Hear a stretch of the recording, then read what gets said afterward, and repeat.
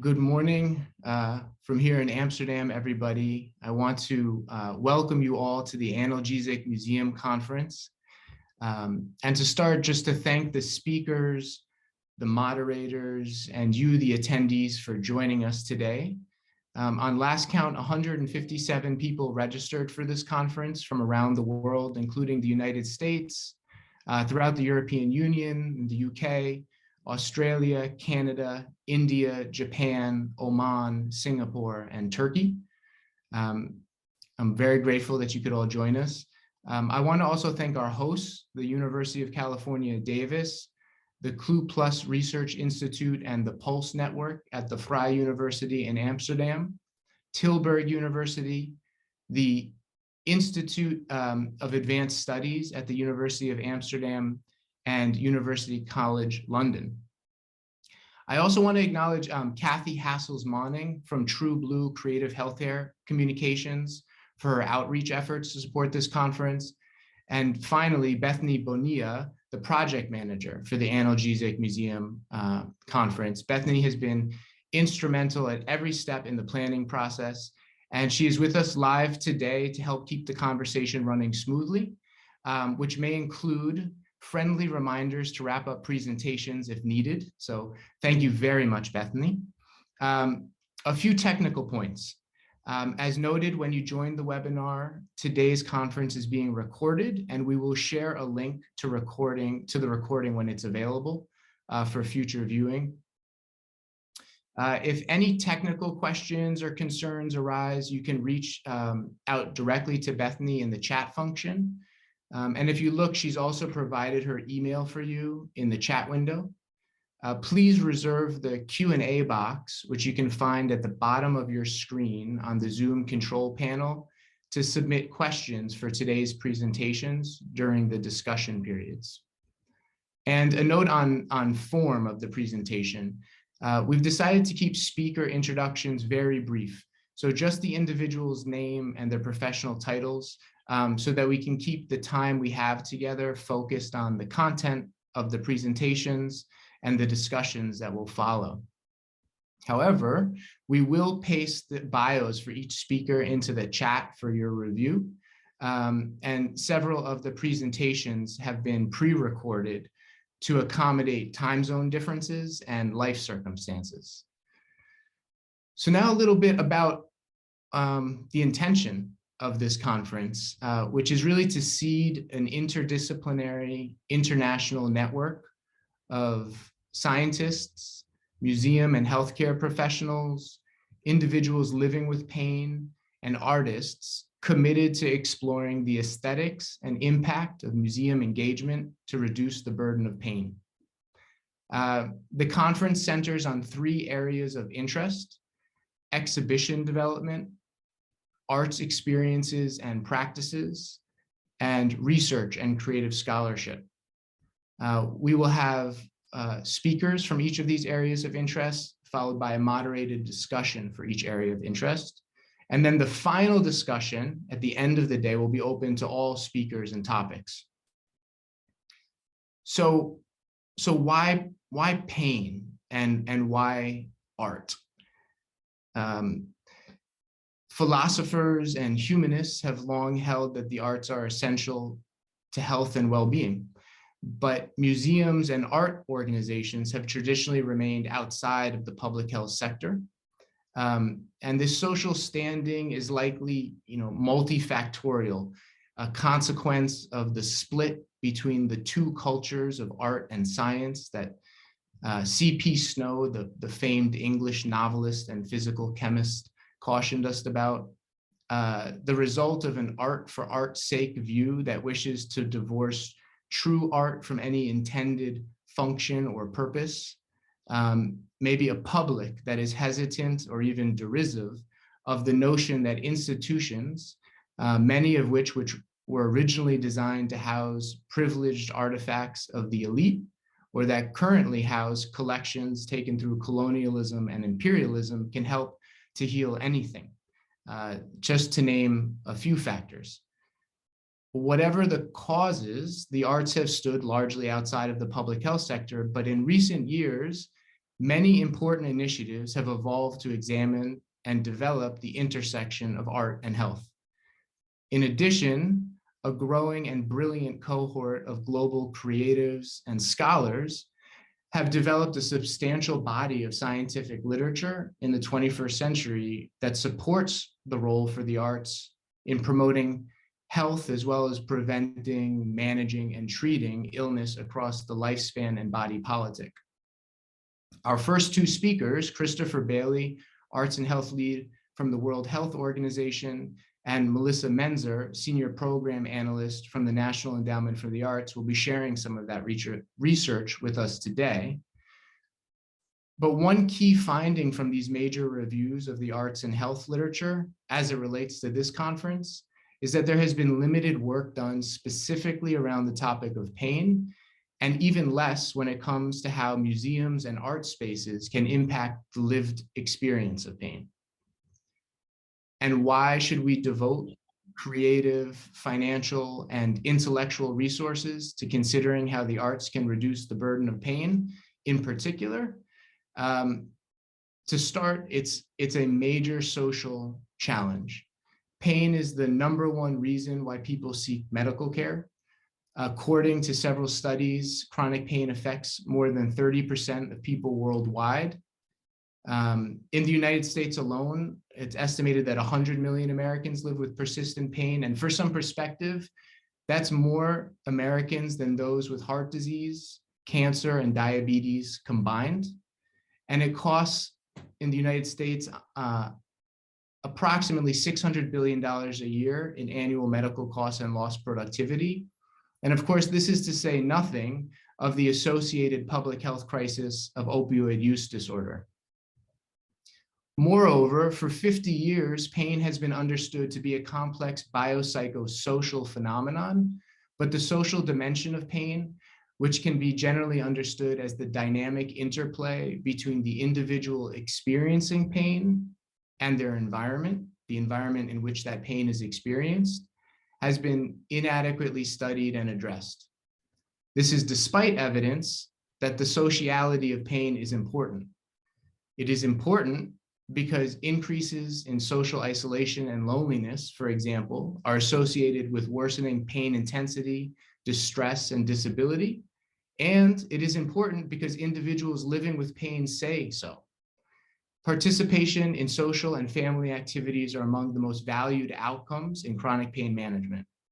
Satisfaction with social roles and relationships may be a more salient predictor of emotional well-being than physical functioning in patients with chronic pain. Unfortunately, these social outcomes are rarely evaluated or addressed in clinical contexts. In a survey of healthcare providers in tertiary multidisciplinary pain clinics, 89% responded that patients' social health was not relevant to their clinical practice or was outside their scope of practice. Social connection is important for all of us, including those living with pain, and it's important because without it, we tend to live less healthy and happy lives, and with it, we're more likely to thrive. And evidence and experience shows that museums and art spaces can foster this sense of connection and belonging, be restorative environments, provide opportunities for learning and acquiring new skills, calm and reduce anxiety, provide new and novel, aesthetically strange experiences that may be inspirational and meaningful. And furthermore, because museums do not diagnose or treat, they may be less likely to provoke experiences of shame or embarrassment, which may be of particular relevance to individuals with persistent pain who can often feel stigmatized in the clinical context. However, there's little guidance for developing public health partnerships with museums in general, and very few of these unique partnerships,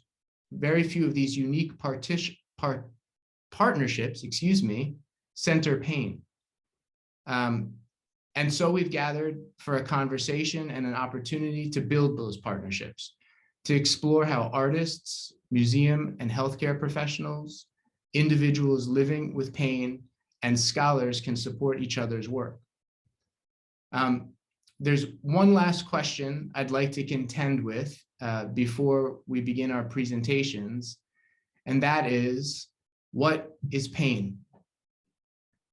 The International Association for the Study of Pain, this is the leading organization supporting the study and practice of pain and pain relief, recently revised their definition of pain for the first time since 1979. To do so, they convened a multinational, multidisciplinary task force receiving input from, quote, all potential stakeholders, including persons in pain and their caregivers. And after a 2-year process, the task force settled on the following definition, which Bethany will paste into the chat function. And I offer it to the conversation as a point of reference and departure. Pain is an unpleasant sensory and emotional experience associated with or resembling that associated with actual or potential tissue damage. They go on to create several clarifying notes, one of which reads, pain is always a personal experience.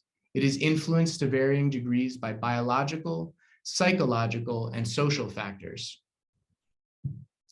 Here's one more definition that I like by Margot McCaffrey, a nurse and pioneer in pain management, who defined pain this way. It's whatever the experiencing person says it is, existing whenever and wherever the person says it does. I offer to these definitions only that pain is wicked, in that it defines a definitive formulation and that stakeholders have strongly conflicting views about causes and solutions. It is universally familiar, but also very personal, historically and culturally specific. For some, pain is a clinical problem to be solved. For others, it is an integrated part of a thriving life. Some attempt to frame it in biomedical terms, others as a social justice issue. And of course, it is all of these and more. I imagine that not all of the approaches discussed today will resonate with everyone. And so please accept this conference as a first step, a first conversation to critique and build upon. My name is Christopher Bailey. I'm the Arts and Health Lead at the World Health Organization. And thanks, Ian, for setting the table so nicely. You brought up so many themes that I'd like to touch on. But maybe to begin with is this concept of loneliness. And as you say, people who are isolated and lonely register higher levels of pain that they experience. So there is a connection, but also I think pain goes beyond just simple neuralgia to a larger concept of suffering. And when we talk about the arts and its ability to heal, to comfort, to build community, there is a mechanistic biochemical side of it, but as you point out, there's a social side of it. And I like to go back to one of my favorite quotes from Carl Jung, the Swiss psychologist, who said, loneliness is not the absence of people. Loneliness is the inability to express what matters to you most. And I think this is really important when we start talking about arts and health, because at WHO, for instance, we've been using the arts since our founding in 1948, but often in the area of health promotion, using the arts to carry pro-health messaging. But here in this space, which is relatively new for us at WHO, we're looking at it in a slightly different way. It's not necessarily about health messaging. It's about expression and the power of that expression to heal, to comfort, to build community. And now I know as much as anyone that anecdote is not the singular of data, but I like to use anecdote. I like to use storytelling, not as evidence of why something is true or not true, but since anecdote, we are arguing, has a power, story has a power, that it's important to ground your discussion in the evidence, but also not be afraid of using those tools that we're actually looking at, and so that you experience the power of it as well. So I'm going to begin with lived experience. A number of years ago, I was diagnosed with cancer. I was given a 50% probability of surviving the year. Spoiler alert, I lived. And after the operation, coming out of anesthesia, I remember that feeling of disorientation, of numbness, of fear, of confusion of what was happening to me. And I was given morphine. And that did dull the pain, but it also dulled my senses and made me not trust necessarily what was happening around me.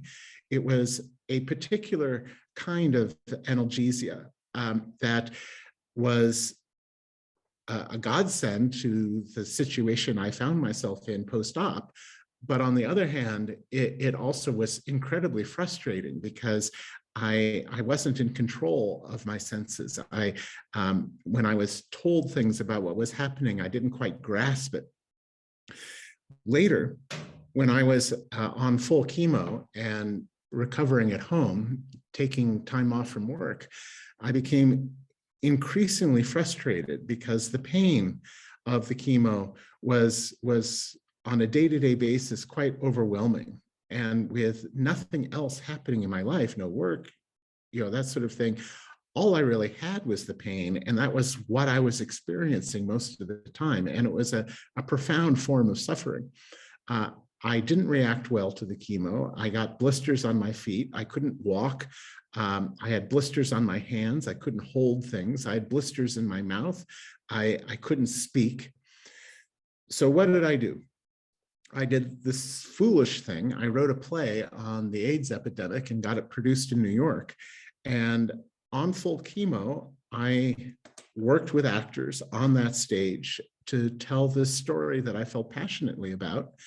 And lo and behold, when I was on that stage, in the aesthetic flow of what we were trying to do together, I felt this profound sense of well-being.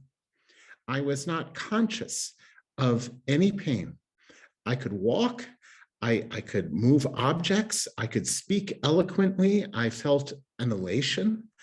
And of course, it didn't last. When I would go home to my hotel room in the evening, I would collapse and my socks would be bloody, I couldn't speak. So it was a temporary phenomenon, but it was also an interesting one. And as someone who is equally rooted in science and art, I became fascinated with the science of that as well, because indeed the science is an art. And one of my coping mechanisms was not just to use the arts to dull the pain or to provide comfort or a sense of well-being, but also the understanding of the mechanism of that, why it wasn't happening. Was it distraction? Was it focus? Was it something else with the endorphins? And as it turns out, after we started looking at the evidence, indeed, it was all these things. To point to a single mechanistic line was insufficient to explain the whole phenomenon. Yes, cortisol levels would drop, so there would be less anxiety, less stress. Yes, endorphin production bumped up, the body's natural painkiller. That was part of what was happening to me. But on the other hand, endorphins are produced by exercise. Endorphins are produced by eating chili peppers. I don't want to be too fabulous about that or any single mechanistic biochemical approach. Distraction from the pain was also part of it, and that was more of a dopamine reaction we discovered. So there were all these complex biochemical triggers that were happening, but it didn't explain the entirety of it. And that's where I think the larger concept of suffering comes in, beyond just simple pain. To illustrate that, I'd like to use as an example my father-in-law, who suffered from advanced Alzheimer's. Now, a number of museums around the world have had very successful programs working with dementia patients. Perhaps one of the first was the Museum of Modern Art, where patients were brought into a museum in advanced stages of Alzheimer's, and with caregivers, with curators, were given guided tours of the modern art paintings, because many of them represented a kind of a perceptual dysfunction that they actually could relate to. This program was replicated around the world. The National Gallery of Singapore did something similar during the pandemic. And one of the measures that they used was this wellness measure for dementia patients, where it wasn't expected that this would cure anything. It didn't reverse the progress of the disease, but it did offer moments of relief. And that would be measured in moments. How many moments were they not in a state of anxiety? How many moments was there a social interaction? How many moments was there a memory that was elicited? These are like gold in the gold mine for a dementia patient, because these are the very foundations of our taken for granted normal existence that they lose. And this is how success was measured. And sure enough, it had a profound effect, maybe not prolonged, but in the moment. But those moments are essential. My father-in-law was a pianist his entire life. And as he began to succumb to Alzheimer's, we would ring the doorbell of his house, he would answer the phone. He would sit down at the breakfast table and say to my son, "Do you know the young man who usually sits there?" And of course, it was him. He would walk around during the day with a state of anxious confusion, not knowing where he was, why he was there. He carried all of his possessions in a money belt, which several times a day he would take out and methodically count his money, make sure he had his driver's license, feel a moment's relief, put it back, and then begin the process over and over again. It was truly living a nightmare.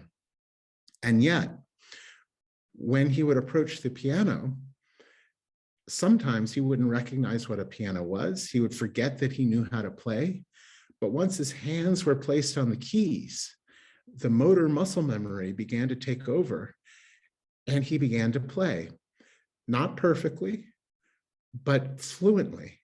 And most importantly, the expression on his face relaxed as he moved into the aesthetic flow, and he would have an extended 3-4 minutes of pleasure.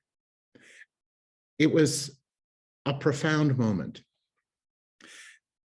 In my case, looking at this, I see there are the mechanistic biochemical triggers, such as endorphin production and dopamine production. There are these moments of aesthetic flow, which particularly in dementia patients can offer moments of relief and connection. And I think in that case, the suffering is almost an existential suffering. It's not necessarily pain, it's the suffering of time. When we think about it, our concept of time comes from the temporal lobe, where we have both past and our concept of future housed in the same part of the brain. This is a terrific evolutionary gift, because by having a concept of the past, we can learn. By having a concept of the future, we can plan. But it comes at a terrible price, because with our concept of the past, we also have a painful notion of loss. And with our concept of the future, we also pay for that with a sense of anxiety and dread of what could happen. And this is only exacerbated when you begin to lose your notion of linear time, as we see in dementia patients. And yet, and I was actually reading some of the works of Jean-Philippe Rameau, the Baroque composer that led me in this direction. He described the experience of listening to music as remembering the note that's been played, experiencing the note that is currently being played, and anticipating the note to be played, and it already forms a chord in your mind. Art, in all of its forms, has a similar harmonizing effect, where the past, the present, and the future can exist not as separate concepts, but as a completeness. And that's what we describe as the flow. The other ability beyond flow is this notion of meaning, of personal meaning. And in my case, this also relates to a museum. When I was losing my sight, I was going through a terrific amount of anxiety. I learned echolocation. I learned how to function with the white cane, with the tinted glasses. But simply learning how to function is not relief from the suffering, because I felt exiled from the world. I felt much of what was beautiful of the world was denied to me. One day before the pandemic, I found myself at Trafalgar Square in London, and I was pushed into, by the crowd, to the steps of the National Gallery. And I found myself in the Turner collection. And at first I didn't recognize where I was because of my vision. And then when I began to see these paintings with the storm scenes and the ships at sea tossed in the mist, I tasted the salt water and realized it was actually my own tears. And there was something about the triangulation of Turner, the long dead artist, his object there, the painting, and my own experience that formed a kind of a triangulation from which, for the first time, I could actually see through Turner's paintings how I see the world could be considered beautiful. Finding that personal, authentic meaning through the experience of artistic representation is a form of profound relief of suffering. Thank you. Good morning. I am Melissa Menzer, and I am a program analyst in the Office of Research and Analysis at the National Endowment for the Arts. Thank you to Dr. Koebner for the opportunity to share with you all key findings and recommendations from the NEA's report on arts strategies for addressing the opioid crisis, which centers on arts integration in pain management and in the prevention and treatment of substance use disorder, including opioid use disorder. I'll then briefly overview some of the research funding opportunities that we have and share a few examples of funded projects. First, a little bit about the National Endowment for the Arts. The NEA is an independent federal agency in the United States. We support the arts in all 50 states, the District of Columbia, and other U.S. jurisdictions.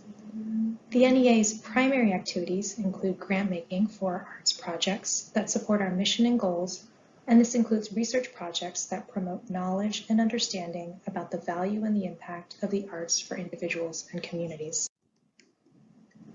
With relation to health and well-being, research indicates that engagement in arts activities and/or clinical arts-based interventions can positively influence biological and psychological health and social relationships. To date, music is the most researched medium of art in healing, which has been found to have a variety of benefits.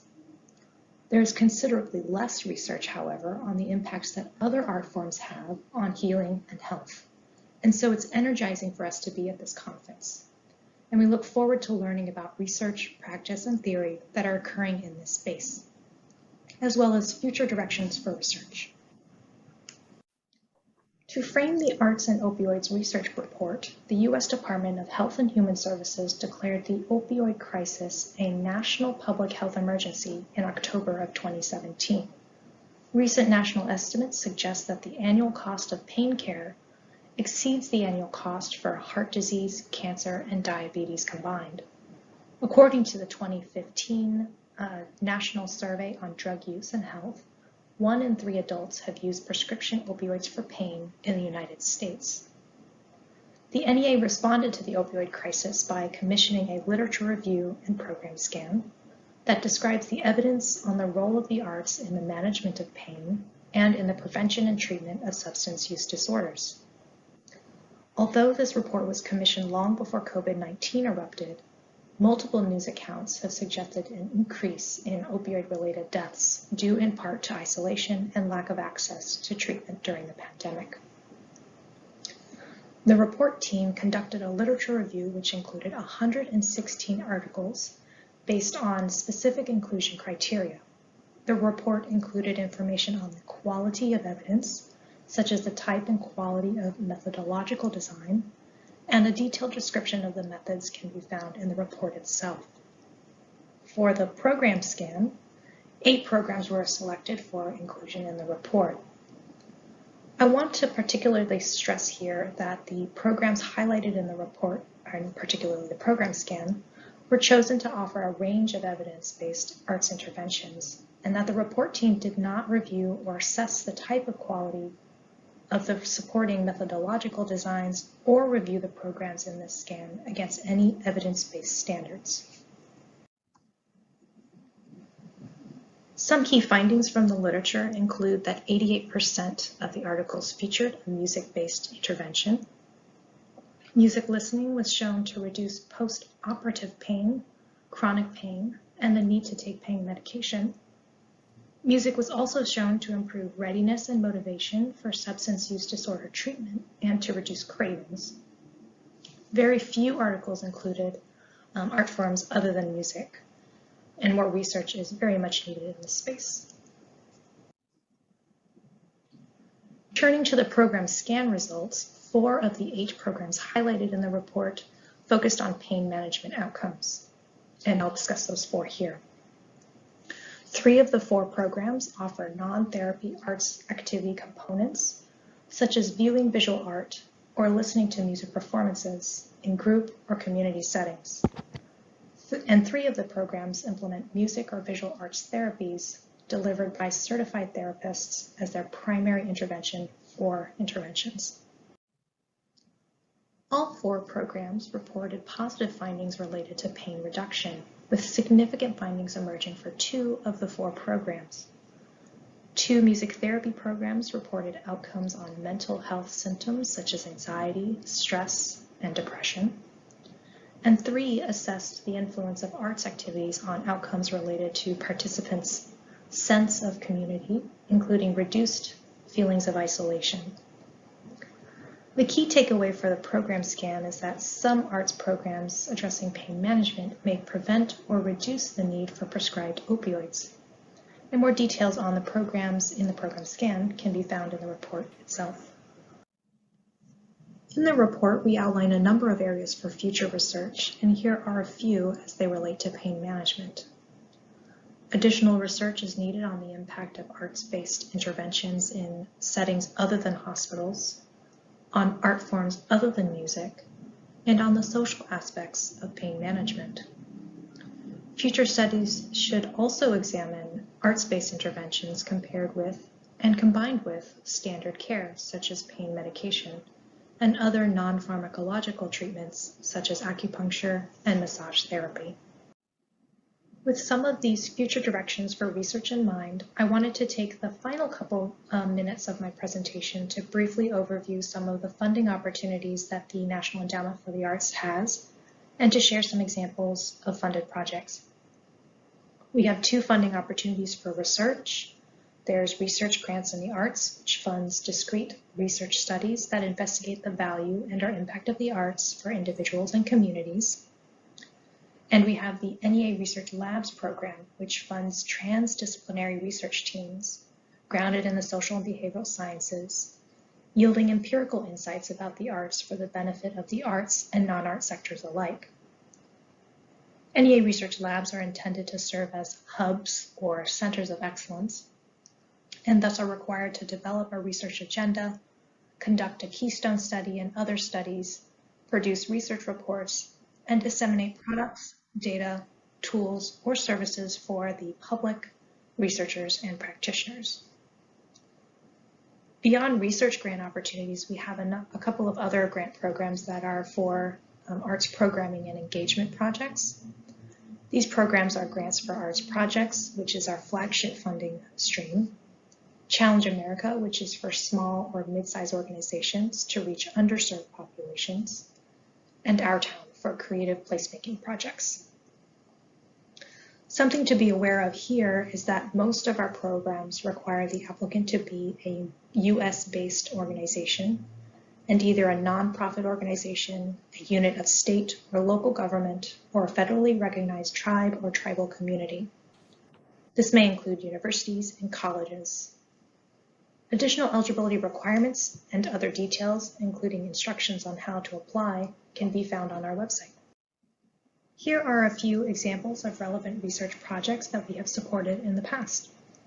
Under our Research Grants in the Arts program, we supported a number of randomized controlled trials that examine how music and visual arts engagement impact pain management, patient quality of life, and patient recovery and healing in a variety of settings, such as in hospital settings and creative arts therapy settings. We've also supported a systematic literature review that examines healthcare models of social prescribing for the arts. And here are a few examples of our NEA research labs. Notably, the lab at Drexel University is directly focused on arts and pain management. There, researchers are testing the effects of creative arts therapies, both visual arts and music therapy, for chronic stress and pain management. At the University of California, Los Angeles, researchers are developing an Arts Impact Measurement System, or AIMS, which is an electronic assessment software for integration with mobile devices, and that will allow arts participants to self-report on health and well-being measures. This application is expected to be made available to the international arts community to use with their own studies and evaluations, so stay tuned for that. We're also supporting an epidemiological research lab at the University of Florida, where researchers are analyzing large-scale data sets that include arts participation and well-being indicators, and an immersion lab at the University of Pennsylvania, where researchers are examining the impact of immersive experiences in music settings and whether those experiences can influence or is related to psychological well-being. All in all, there is still a lot that we don't know about the link between the arts and health and healing. And it is encouraging that this conference is on this topic so that we can better understand how arts participation is related to pain management and the unique contributions that different art forms and the ways in which we engage with those art forms have for pain management, health, and well-being. And so with that, I will end here. Feel free to get in touch. This slide includes my email address, a link to the Arts and Opioids report, as well as a link to the NEA funding opportunities. Thank you. My name is Manon Parry, and I'll be chairing the next session of the program, which is focusing on exhibition development. And that will also include some time for questions and a discussion with our speakers. I see there's already one question in the chat, and you can use the Q&A to add some more. I'm a historian of medicine, and my interests in this theme come from two directions. Before I moved to Amsterdam, I spent a decade working as an exhibition curator at the National Institutes of Health. And then more recently, I've been researching the activities of European medical museums and how they make a contribution to health and well-being. And as a brief introduction to this section, I'd like to note some of the trends that I've seen over the course of my work, which I think are resulting from the expanding popularity of exhibitions on health topics in the last 15 years or so. And the popularity, which can be seen in rising visitor numbers and the expansion of existing museums, but also the founding of brand new ones, has challenged some of the assumptions in the cultural sector about what subjects will appeal to audiences and why visitors come to museums. And I think most significantly, museums are becoming less nervous about tackling painful issues and increasingly recognize that visitors are often seeking out spaces to engage with ideas about illness, about what's deemed normal or abnormal, or healthy or unhealthy. There's also a growing recognition that addressing disabled audiences doesn't mean reaching only a small minority, and that in fact, addressing these topics helps all of us because we're all affected by ableist ideas about what wellness is and by the stigma that can accompany illness. I think the work of the speakers in this session reflects the positive impact of some of these trends. And so with that, I'd like to turn things over now to our first presenter, Sabrina Kamstra. Okay, my name is Sabrina Kamstra. I'm very happy that I'm invited here by Ian to participate and also have the honor to be the first speaker. As said, I'm Chief Curator and the head of the art department of Amsterdam AMC, the University Medical Center. And I'll give you a brief introduction about what we are doing. An academic medical center is, of course, not a museum, and it's an unusual and unexpected place to show art to all those who go there as a patient, who work or study there, or who are visiting the building for other reasons. And in non-COVID times, easily we have 20,000 people a day in the house. We have a huge art collection, which comprises more than 7,000 works of art, and it is across the building presented.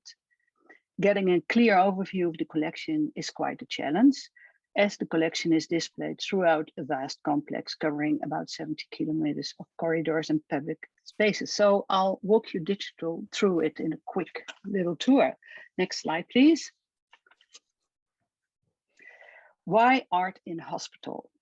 Art can be comforting or stimulating. It evokes different emotions and associations that reflect, of course, personal experiences. This is one of our outpatient clinic locations where we present art as well. And patients and staff can encounter art in the hospital and they are able to consider the work and the surroundings, of course, very differently. In 2017, we participated in a research of the University of Amsterdam, which showed that art in a working environment like the hospital stimulated, first of all, cultural participation, but also the staff had a positive response on the collection because they believed it added a very important value for patients, visitors, and staff members. The relationship between art and medicines, which is constantly being re-examined, forms the guiding principle of our art policy. Of course, there's always an area of tension between the autonomous quality of art and other important priorities in an academic medical center. First of all, there is, of course, the risk of being damaged by passing by beds, angry patients, cleaning carts, etc. But on a different level, there is the risk of art being instrumentalized and used for other concepts than art itself. Our collection is, of course, more than a collection of artworks. It represents art in a general way, art that is capable of pushing boundaries, questioning, and providing different insights. Besides visual artists, we also collaborate with writers and poets. Literature and poetry are known to provide metaphors which can help patients formulate what they feel, which has been explained already by one of our speakers. For example, playing music, which has been explained also before this time. We also stimulate the collaboration between artists, students, doctors, and researchers, and developing art projects for them together. And we give art commissions for site-specific locations, such as this work of Herman Lamers, who created a work which is called Library, in which he reflects to the scientific activities of our medical center. The screens you see are kind of an extraction of Google screens when you search for something. Also, this is a very recent commissioned work to the artist Elspeth Dietrich, which she created for newly renovated nursing wards. This is 1 out of 6. And next slide, please, is a video which is in Dutch but subtitled in English, in which she explained what is the content and the aim of her work.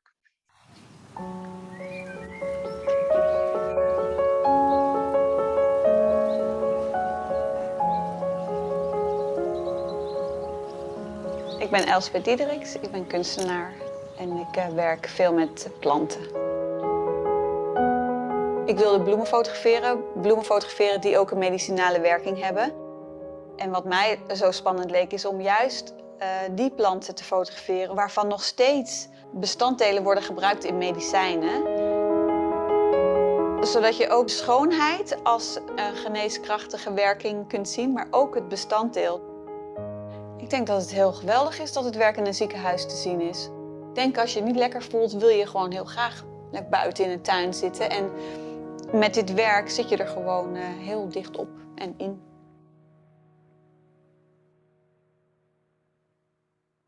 We stimulate artistic research as we believe that artists can give a different insight on specific medical questions, which can be of help with medical research. For example, the artist Nika Koek, who we invited to show her work in one of our gallery spaces in the outpatient clinic.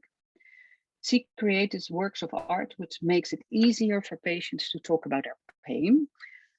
For example, like her wooden segmented leg, which is on display in this gallery space, which she created after doing research in the rehabilitation clinic in our clinic.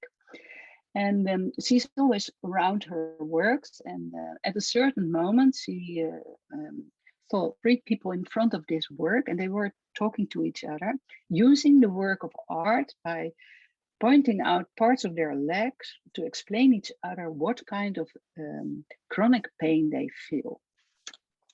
That was exactly what she was trying to invoke with this work. This is also work of Nika Koek. It's called Yellow.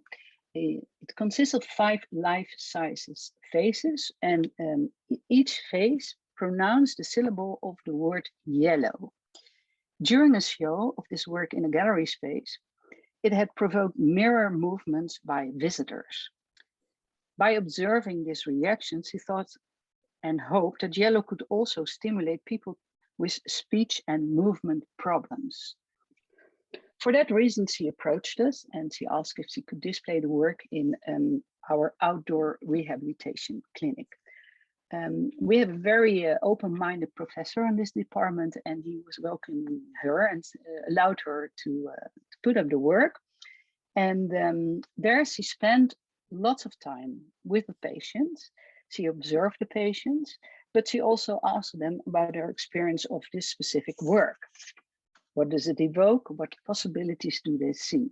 But also, how do they like the work of art itself?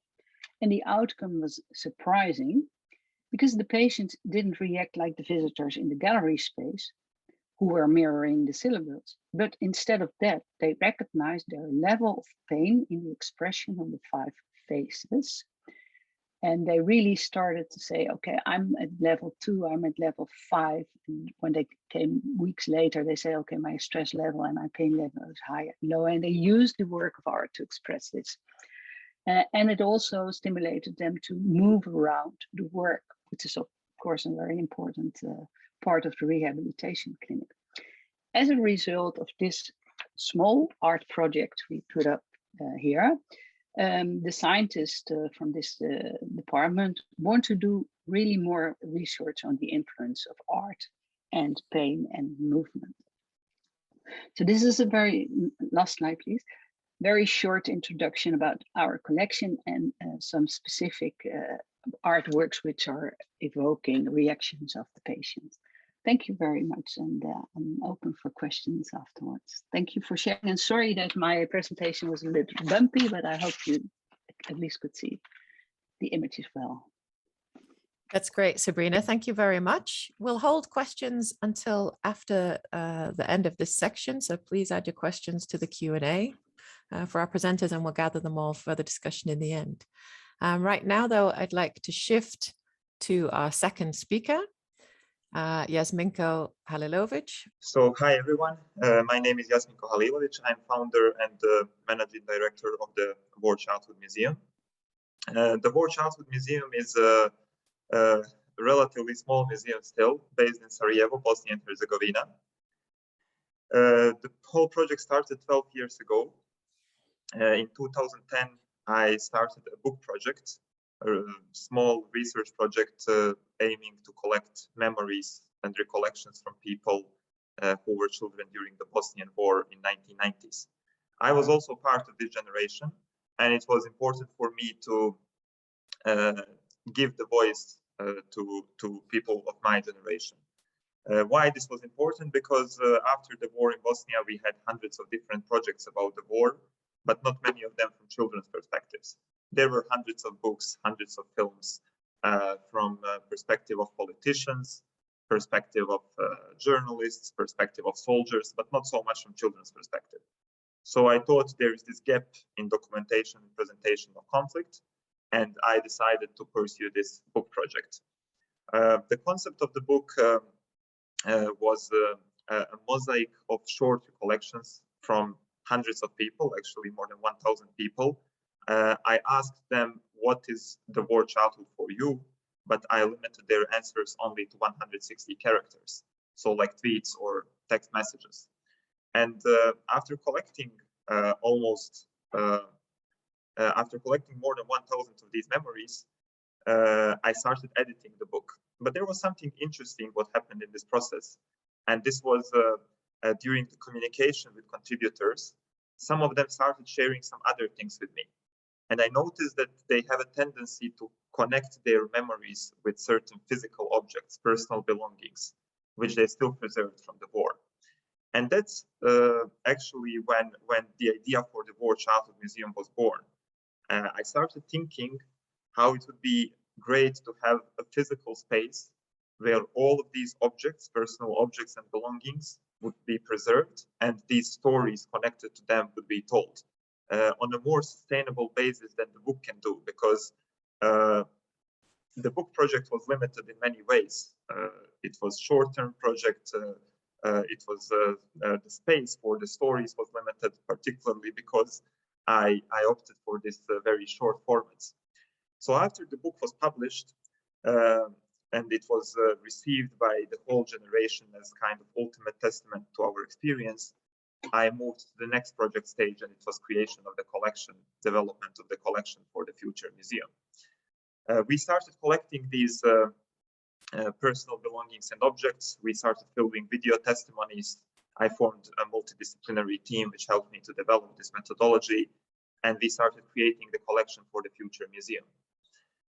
Then in 2016, we started having first temporary traveling exhibitions, and then in 2017, we opened first permanent museum in Sarajevo.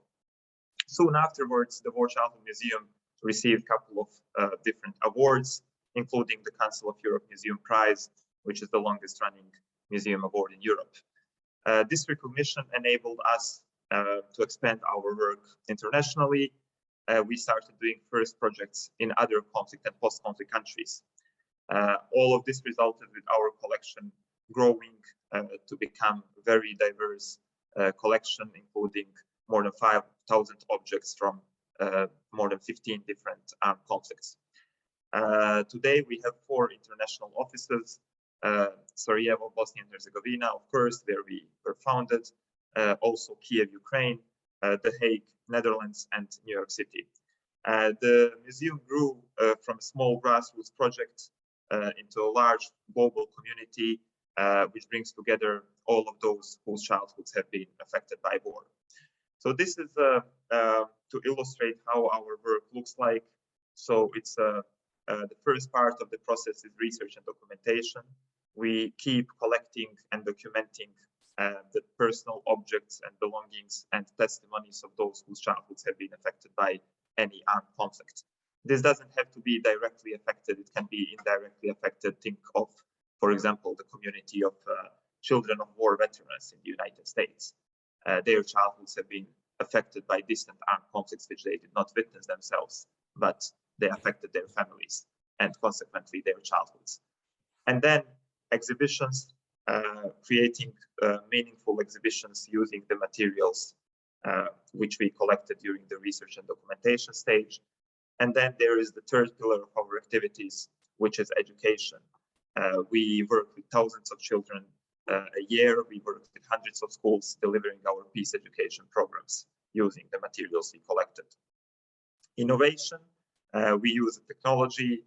We partner with different IT companies to create new tools to communicate this experience. This can be anything from virtual exhibitions, mobile apps, even to video games, a new project which we just engaged in.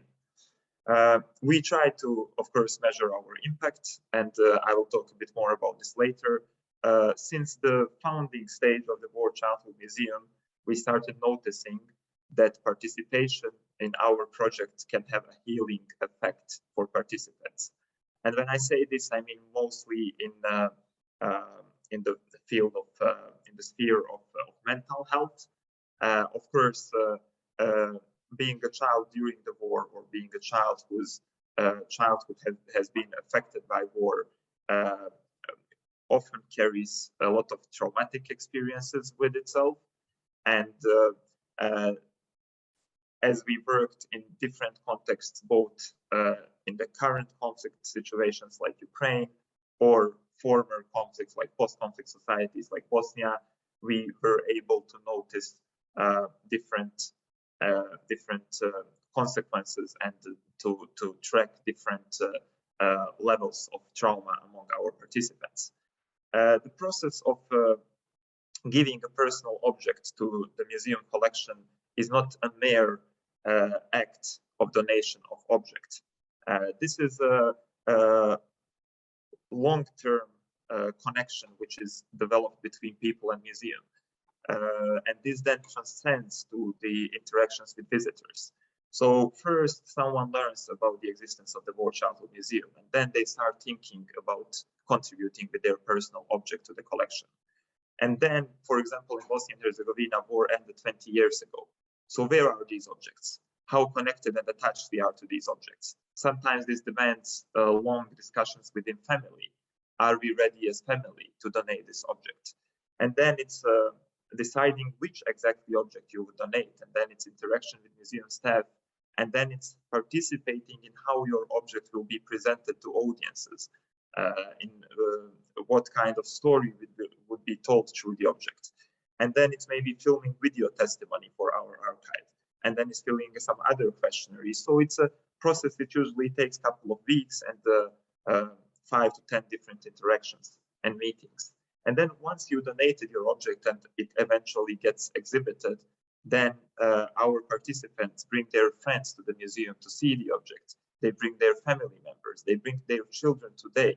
And their children, for example, in Bosnia, as war ended 20 years ago, those who were children during the war today have young kids, like 5 to 10 years old. And they start asking difficult questions about war. So museum becomes the place of intergenerational dialogue, which helps and provides a safe space for our participants to talk to their children today. So there is many of these different interactions which take place at the museum space. And then our collection is really diverse. For example, you see these ballet shoes. They speak about strength, resilience, and creativity of children, their determination to continue with ballet classes in the times of war. This is a piece of fabric for the prom dress. Okay, this is a Barbie doll. This is just a toy which reminds a girl of her brother who died during the war. This is a joint drawing of 2 best friends. This is an apple made of wax, which a boy thought it's a real apple, so he bit into it, but it was actually pencil sharpener, and there are traces of his teeth in it. This is solar radio power radio, which made this boy a star of his neighborhood, because when there was no electricity, he was the one who could deliver the news. So this is just a small glimpse into our collection. But what is interesting is, and what I wanted to say a couple of more words about, is this potential of the work of our museum and our collection to support healing processes for individuals. And I will give 2 examples of this. One example is one of our participants who donated to the collection. She was wounded during the war, and she never went back to her home city 18 years after the war. And it is because of our project that she decided to go back. And then I received also a call from her family thanking me for bringing her back to home. And then she kept coming, and she kept bringing her friends to her home city, because now she lives abroad. So this is one example. Another example is from our educational programs. of course, because of the pandemic, we shifted a lot of these educational workshops, peace education workshops, online, and this resulted in completely new community born around museum from all over the world, children who decided to participate in our educational programs. And then we received one email from a mother of a child who is a cancer patient. And she told us that her child participated in our workshops. And she told us that this was extremely beneficial because some of the stories which we present in our museum and consequently in our workshops talk about hope that comes during the hard times and then some better times coming after it. And she told us that for her kid, who is isolated not only because of pandemic but also as a cancer patient, this resulted it inspired the hope that better days might come. So these are just two small illustrations of how we see our work and our collection can be beneficial for community. And yeah, I would be happy to discuss more during the Q&A session because my time is run out now. Thank you.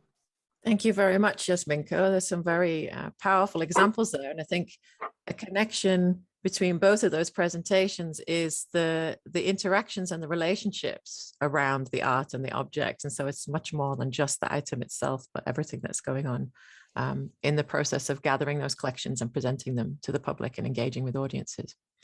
Thank you. Our next presenter, Ine Gevers, has submitted a recording as she can't attend today. Thank you, Ian, and thank you, audience, for having me and Analgesic Museum, of course. My presentation is called Why Settle for Less? And I will run through some of the images of the exhibitions that I have been making related to not specifically pain, but inclusion and exclusion of people with disabilities and chronic illness. And of course, pain is in lots of levels involved. Pain, as I see it, is as complex as pleasure is, as it has bodily, sensory, cultural, hormonal, neurological, and increasingly also technological aspects that join in ever-changing ways. So to put it bluntly, the medical, cultural, and societal models intersect in every way possible. The same applies, of course, for pleasure. Culture is seen as the antidote, but the two are much more close than we could imagine and balance each other even as far as the dopamine levels are concerned. So my presentation will focus on this inclusion and exclusion from the dominant ableist perspective, which, as you can imagine, can induce and or amplify pain at any given moment. The title, Why Settle for Less, relates to the amount of pleasures persons who are excluded from participating in society or partly excluded have access to, whereas they need distraction, pleasure, and or other incentives even more. So to introduce myself a bit more, first as a person, because for me the personal is political. And if you look at me, you wouldn't imagine anything else than a privileged person in many ways. But let's say that I have had a learning curve throughout my life as a mother of 2 children with autism, deep disabilities in terms of learning disabilities and epilepsy. So quite, and of course, disturbed pain, how do you say, pain relation because of the many incentives that they get throughout of the day. As a curator, I am a facilitator actually of context. I believe that curating is a way of creating contexts and sharpen them in such a way that it allows artworks to say more, and it allows me to really sharpen the position that we take, but also play with the public. And I will now continue with some of the slides, because you can then see how that is possible. I will go quickly through it, so you won't be able to read everything, but I can come back to that. With the Niet Normaal exhibition, we started with a research team turning the tables completely, which was at the cultural beginning of the year. So it had lots of public, and of course people with disabilities, with a chronic illness, with but also other differences like homeless people or refugees, etc. They were the ones in control, because they were the ones that asking and interviewing the other people that went by, etc. You know, how normal they were, in a very kind of blatantly funny way, like very normal, like average normal, not normal at all, which was a really fun way to embrace actually the not being normal. And actually the Dutch Niet Normaal is not to translate for not normal, as Niet Normaal is being used like 10-20 days times a day, also talking about things that are like outrageous but also mind-blowing in a, you know, so as positive and negative the same way. That's why it's such a beautiful term. So actually the Niet Normaal exhibition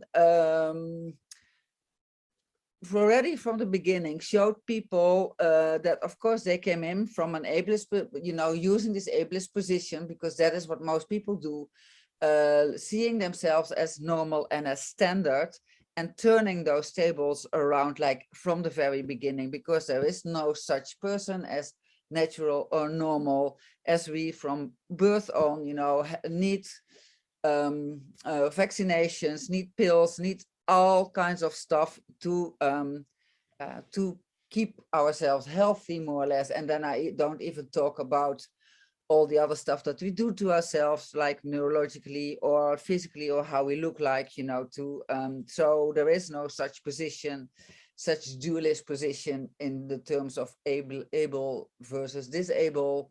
And throughout my career, I have attacked the medical model a lot.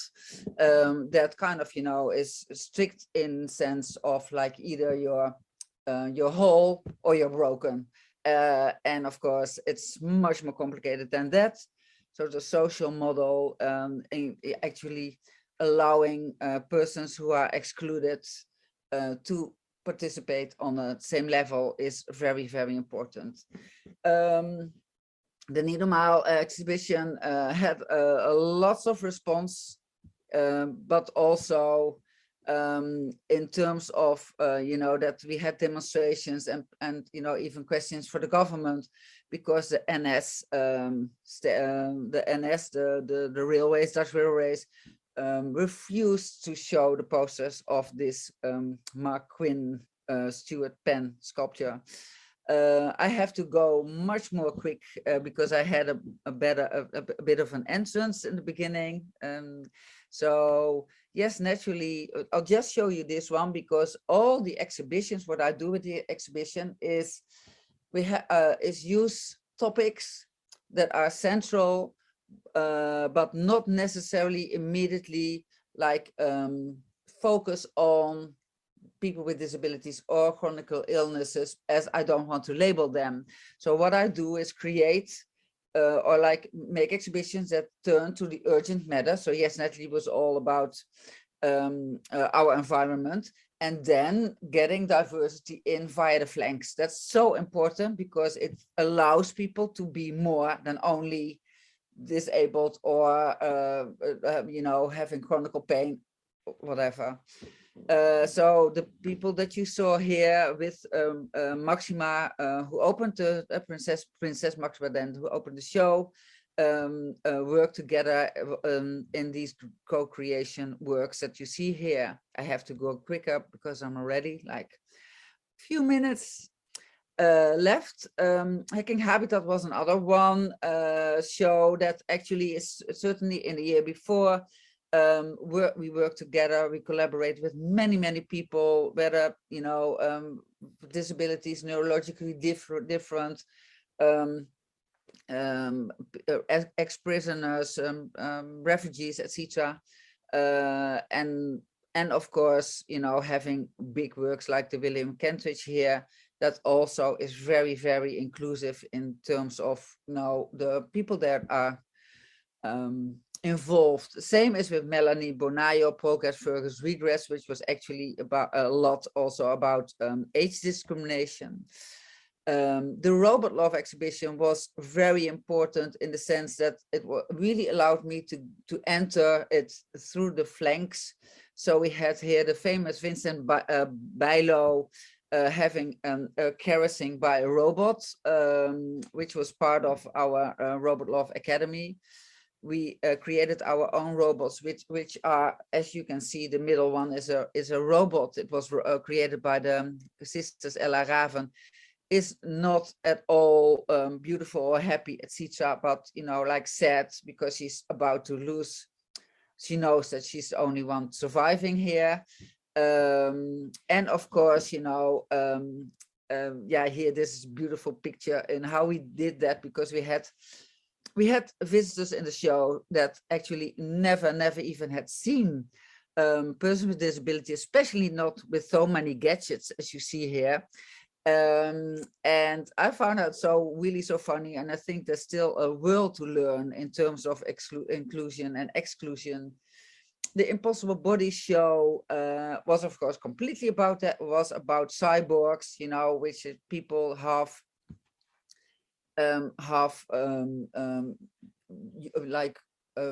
human-bodied and technological. And of course, that was a very easy one to include persons with disabilities in every way. Like this front, for instance, is Redo A. Chit, who has more than four protheses and is a break dancer. So it's really, really wonderful. And of course, also the possibilities of having digital twins makes it in a way also easier to be included. I'll skip the Fake Me Heart exhibition, which is of course also nice, and it's about, you know, how we are of course all attacked by not attacked but certainly framed and pushed in certain directions by algorithms and AI. Well, this is very current, as you see. It's I mean, clear. And then I have to end with Come Alive, because that's the exhibition that we actually now are preparing, and that is most suitable to the topic here, Why Settle for Less, as it is allowing for eroticism as a vital force for everybody and including everyone in a very interesting way. And we specifically also target, or not target, but allow for persons with disabilities, chronic illnesses, and you know, to use pleasure, also sexual pleasure, as a pain release, which is actually The Army of Love is one of the central films that we have that focuses completely on that. The Army of Love is our sex workers, you know, like distributing eroticism and sex more evenly in the world. Yeah, and of course it goes all the way in terms of all kinds of other diverse differences that we allow ourselves. And I would love to end this presentation with Matt Fraser and Liz Carr, who were part of the Niet Normaal exhibition. Like Matt Fraser, he was the host, so everybody needed to shake hands with Matt Fraser. You see him on the right, and Liz Carr, of course, at this moment a famous actress, and they were they're still very close to me. And it shows the radicalness of actually everything that we do again.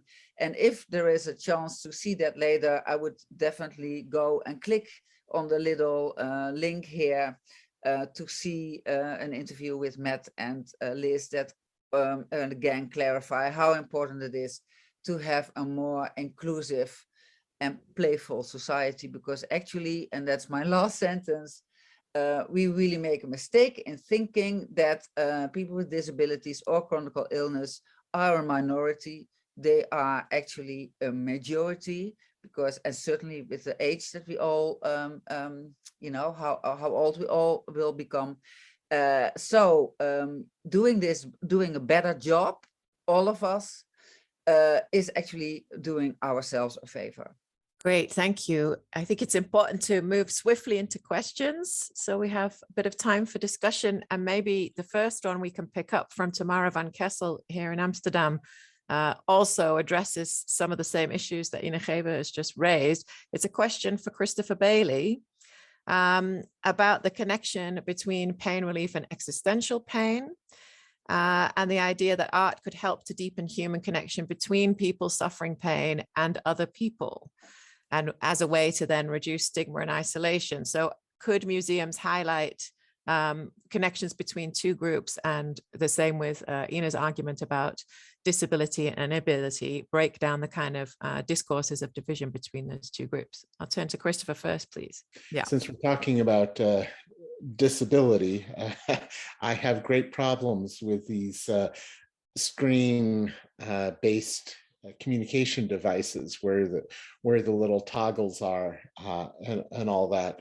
Well, I actually deeply appreciate the fact that so many speakers have brought up the notion of disability. And for me, as someone who is technically disabled, I kind of look at it from the opposite point of view. It's one of the things that I like about the arts, what I think draws artists who into the field, whether they realize it in the beginning or not, is the fact that in our society, in order to function, somehow it's become thought that we have to alter our behaviors and our approaches in order to fit some sort of societal norm. And in the world of the arts, that's not the case. Whatever flaws and differences and perhaps disabilities you bring, that's just part of the larger narrative. And so, yeah, the arts attracts oddballs, but that's because there's something about the artistic experience that accepts, in general, everybody's experience. And I think, for me, at least, when we talk about the relief of suffering, the relief of pain, particularly from a disability point of view, that journey is a stepwise journey going from coping to acceptance to eventually transformation. In the story that I told earlier about being at the National Gallery in London, to me, what was important about that story is that it wasn't just about coping and accepting my condition. It was about finding the beauty in it. People who are blind or become blind actually develop new abilities. One of them is called echolocation, where literally the neuroplasticity of the brain kicks in and new neural pathways are laying from your visual cortex, since it's not getting enough information from the optic nerve, to the auditory senses of the brain. So we begin to develop the ability to actually picture the world in oral terms, a sonic picture of the world. And it's a strange world. And when it first began to happen to me, I was scared, but it has its own kind of beauty.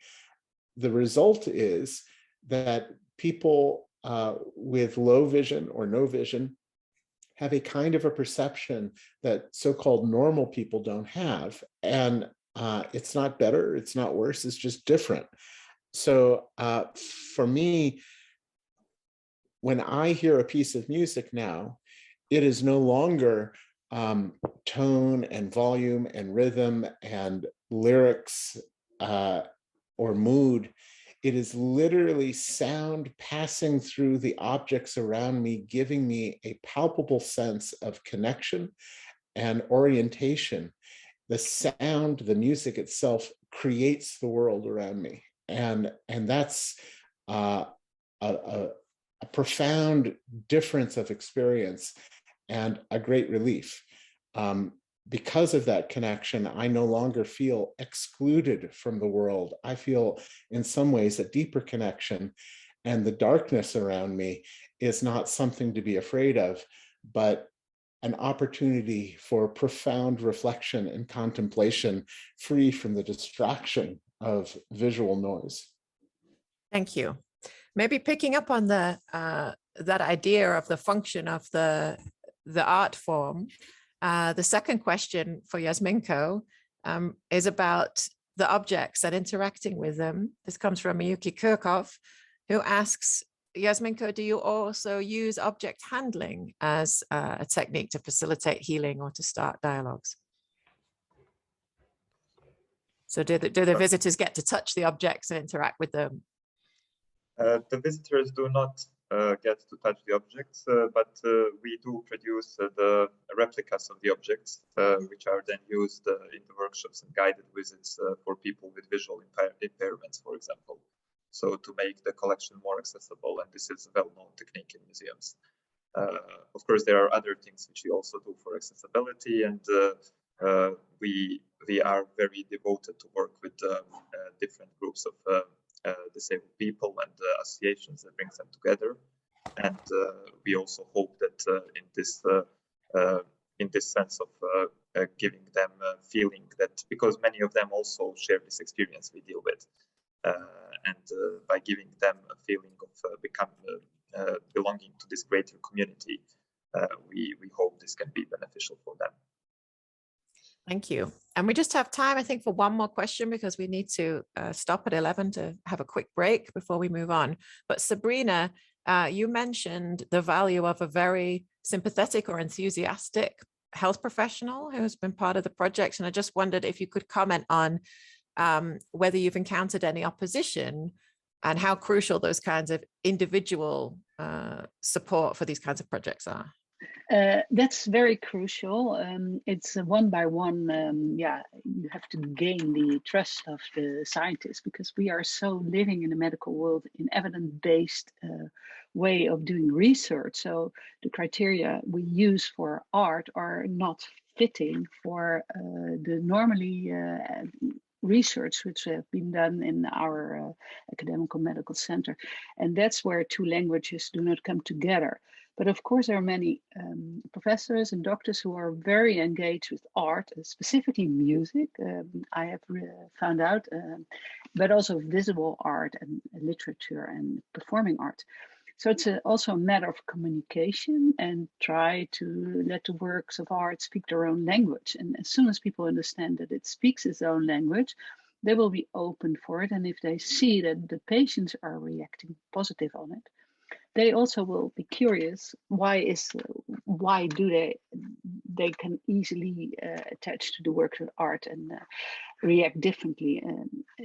Specifically, Jeroen Lutters and I am involved in research we are doing at this moment at palliative cancer patients. And there is a project going on, a research collaboration, co-creating between visual artists, musicians and writers, together with patients who want to be involved in this research. And they are collaborating, co-creating together with the artist, musician or writer, a new piece of autonomous art, which is very interesting. And first, as a curator, I was a little bit reluctant, because I thought, then the art is being used for other purposes than the purpose of art itself. But I've seen already some examples of this research, and it's really promising. And I think this will open gates for new research.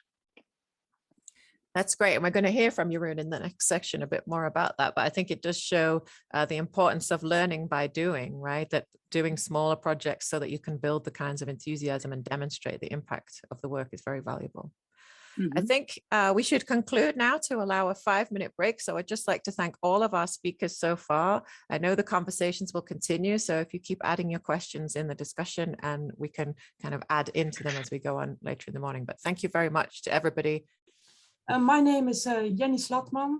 I'm a professor of medical and health humanities at Tilburg University. In this session, we will talk about art experiences and practices. And so we will address, say, how artists create work pertaining to health issues, and also how art can play a role in care. So I won't, for the sake of time, I won't say much anymore. And I will just, without further ado, give the floor to Jeroen Lutters, who's a professor of art education as critical tactics at Artis University of Arts. So Jeroen, please, the floor is yours. You can start sharing your screen.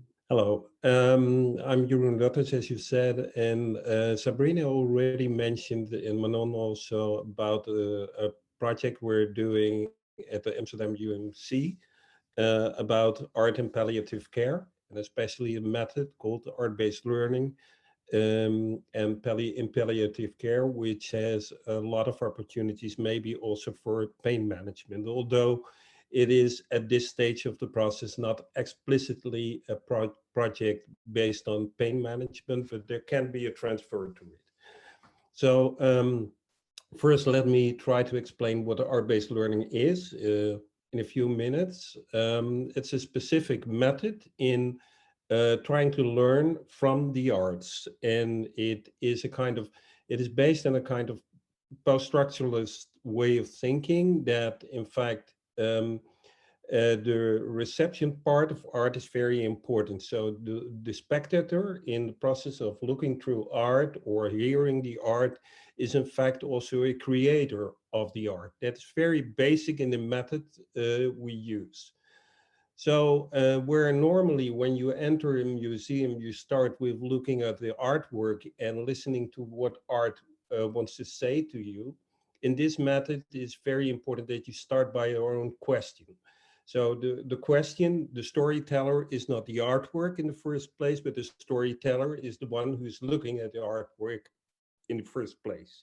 So that's very much important. So in the first stage of this method, we always use to articulate to begin with the spectator, in this case, the patient. The second instance is then to give a lot of space to the work itself. This is a very dialogical model in which we don't want to own the work of art, but want to get into dialogue with the work of art. This is a phase we call the work as a teaching object, that an object can teach us stuff. And it's, some similarity maybe to a phenomenological approach that the work itself tells us something. In this phase, you skip your own question in a way. The third phase in this model we call a phase of entering possible worlds. This method is referring to a method that is also worked out by Christopher Bolles, a psychologist. And in this possible world theory, it's just like stepping into a kind of Alice in Wonderland experience. So it's dope without dope. It's a kind of the artistic experience is a kind of opium without opium. It's what Coleridge tells is the willing suspension of disbelief. It's stepping into another world. That is what we try to stimulate with the patient or the spectator in this art-based learning approach. So in the third phase, he enters or she enters in this possible world. This is a kind of experience where you, in fact, and this is the difference between an artistic approach and other approaches, I think, because we think that in this possible world, like reading a good book or going to cinema, it is not only an experience, it's also a dialogue with worlds of thinking. So you get into a creative form of thinking, and this can be partly irrational, this can be partly rational. It's too big a discussion to go into that part. But in the end, So starting with a question of your own, getting into dialogue with a teaching object, then stepping into a possible world, you end up with your own way of storytelling. That all the things you experience in this process of creative, this creative production of knowledge, you take seriously instead of something, okay, this was just some stuff that wasn't important. You really take it serious. Like I like very much what Mr. Bailey said about how important it was for him to have this creative experience. So to take this complete creative experience seriously, even to answer the questions you started with. So when you started with the question, how do I get rid of the pain? You get into dialogue with a work of art, then getting into a possible world. Maybe in the end, you get some answers in how you can get rid of pain or something like that. So this is something very neatly, you can read about a lot, but what art-based learning is about. Essentially in this is that we try to position the viewer, the spectator, the listener as an artist. Instead of that he is a kind of consumer of the arts, he takes part in the art. He becomes a co-creator in the art. There is a difference between becoming an artist yourself or getting part in the co-creator, because as we know, creation is an ability most people have. I think all people have. Artisticity is a specific medium you use for using your creative abilities. So this whole process, which we do, is not about making the spectator an artist because he therefore has to use certain skills. It is to bring him into this process of creation. Now, to end up, what can this do with pain management? And of course, we're working with patients in palliative care, especially people with in the final stages of cancer. Final, yeah, also final between bars, because palliative care is not final anymore. Of course, it is almost chronic for a lot of people. So it can be something of years and years and years, but it is always there, in fact. So what we use it with people with palliative care, and there is a lot of positive response to this. And there are now, we are studying this, and we're trying to describe this also, what is happening. We therefore use methods like holistic content analysis to overview not only the cognitive reach out of this, but also the emotional and social reach out of this process. And we use a lot, for example, the response theories of people like Helmut Rosa, in which you can try to see that an artwork is a piece of alterity, which brings in certain notions which are not yours, but comes from the other side of the artwork. Now, using all this stuff, we try to get some grasp on what is happening with the patient and where it contributes. We do this by writing down the stories of the patients, talking with the patients about their experience, and there is a lot of positive response to this. What especially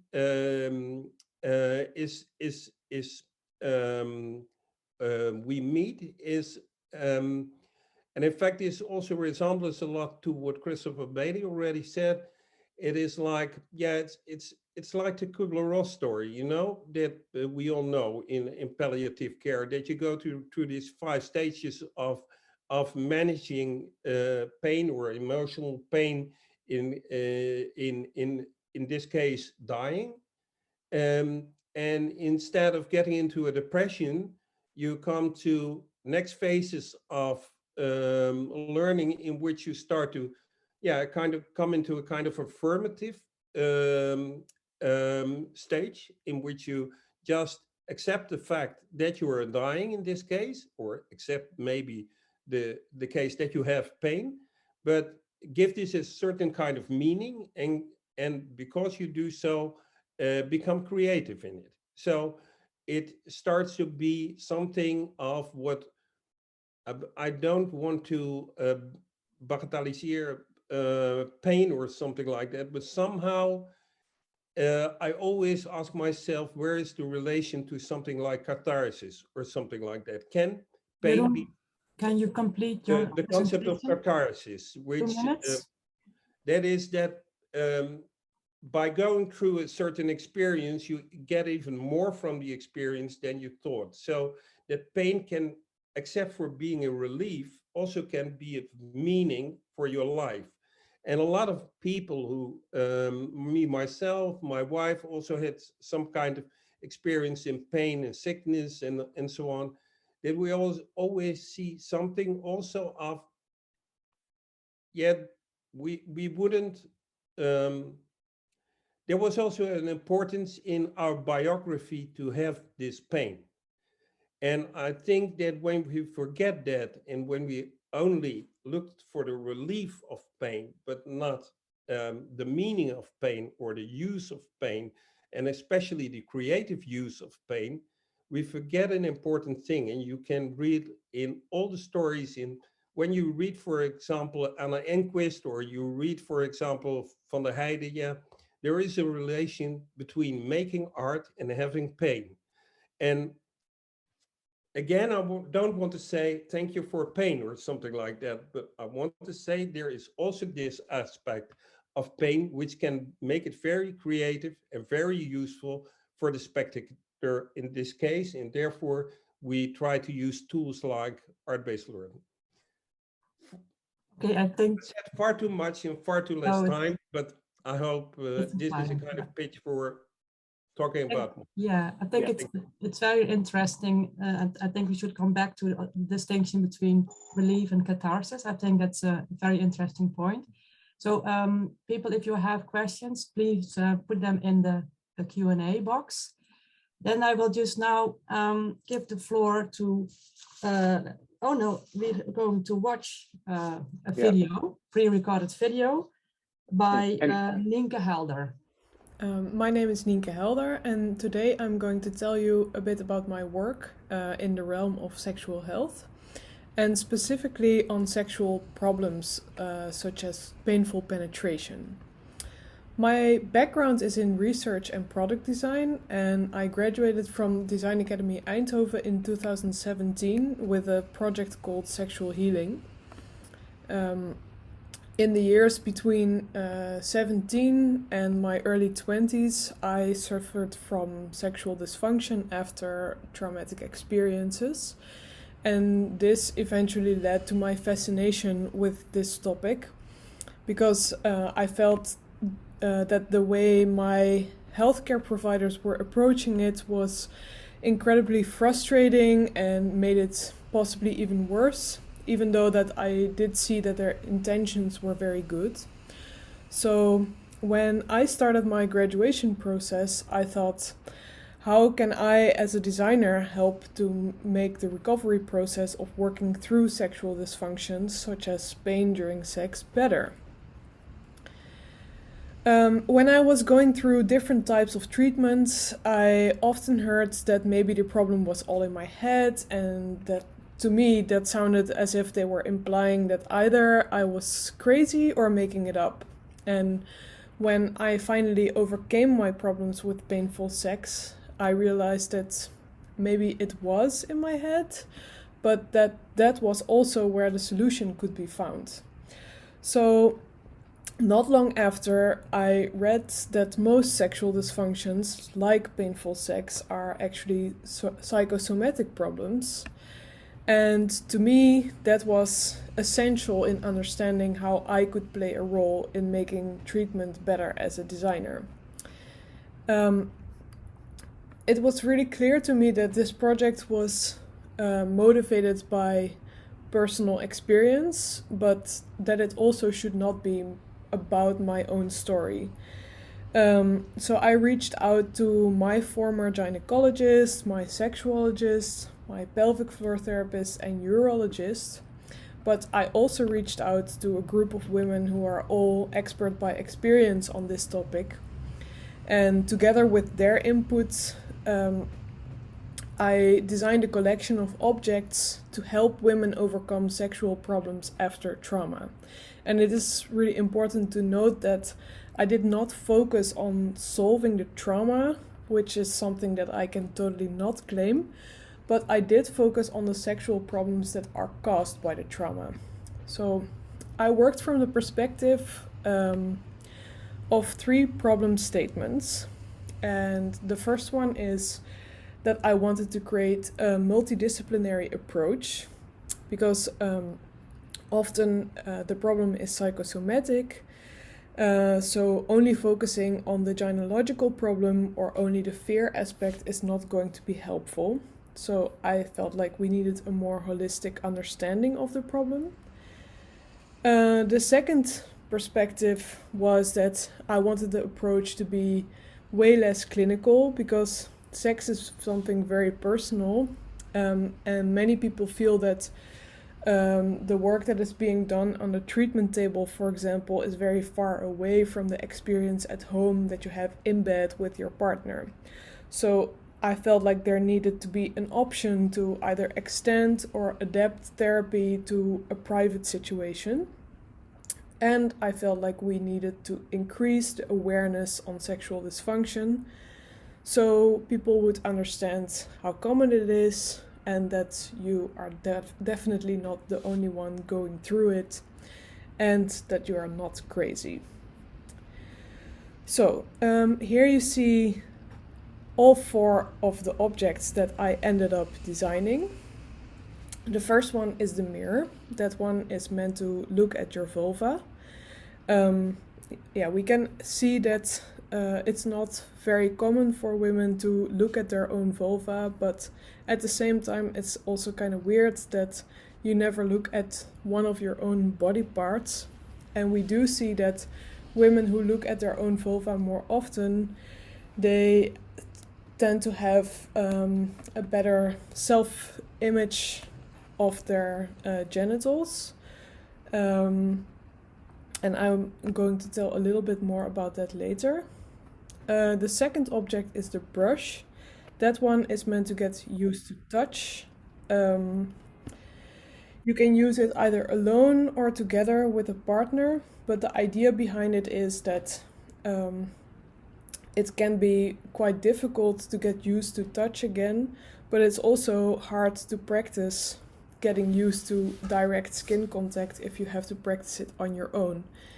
Because when you touch your own skin, you already know what is going to happen, so it's not really the same sensation as when someone else is doing that. Like, for example, you can also not tickle yourself because you already know what is going to happen, so you don't really have that surprise effect. But because of the long hairs of the brush and the way the hairs move, the feeling becomes more unexpected. And because of that, you can mimic the sensation of someone else's touch. So in that way, you can explore the sensation of touch on your own without the interference of someone else. But at the same time, the brush also forms a sort of invitation to invite your partner into the process, because we also see that a lot of people have difficulties talking to their partner about the sexual problems that they are experiencing.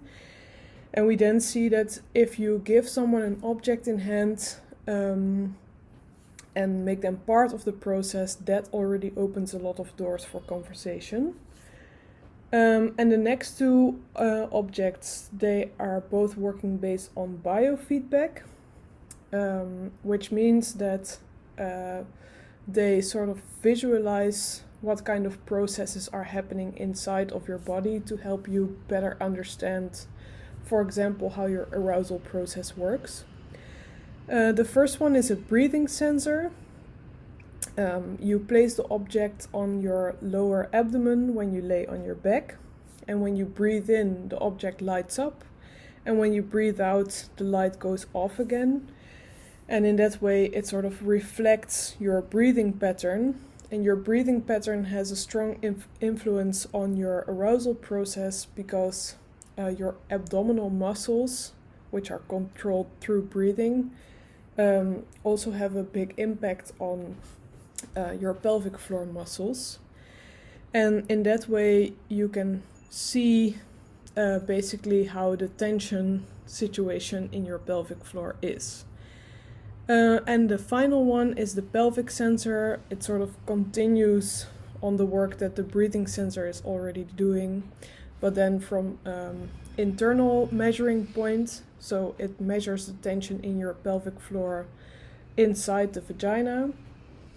And the positive thing about that compared to the breathing sensor is that you have a little bit more flexibility to move around and maybe combine it with other sexual activities such as oral sex, or you are a little bit more free to move than where with the breathing sensor you are laying on your back. So that is in very short the function of all of the 4 objects, and altogether they are supposed to help you understand the functionalities of your body better. They help you explore your body and understand your preferences around arousal and sex. So I launched this project on the 2017 Dutch Design Week a couple years ago, and exactly in that same week the hashtag #MeToo became trending and social media just blew up. And looking for some things that related to that to write about, my project became the topic of attention on several big media outlets in the months that followed after that. So I was contacted by platforms like Vice magazine, The Guardian, Refinery 29, and several Dutch newspapers. And yeah, this was kind of overwhelming for me, but this also led to many people contacting me with feedback on the project. Most of them positive, varying from people asking whether the products were on the market yet, if they could help develop them, and sharing loads and loads of stories about why they thought that the products would help them. And that was kind of interesting to me because all along the design process, I thought that I was just making some concepts to create awareness of the need for products like this. But I always assumed that in order to win people over to believe in this kind of approach, that I would need to do a lot more research and show a lot of proof. And yeah, I think that this raised a question that has now become increasingly important in my work. Like, when do you make the most impact on people?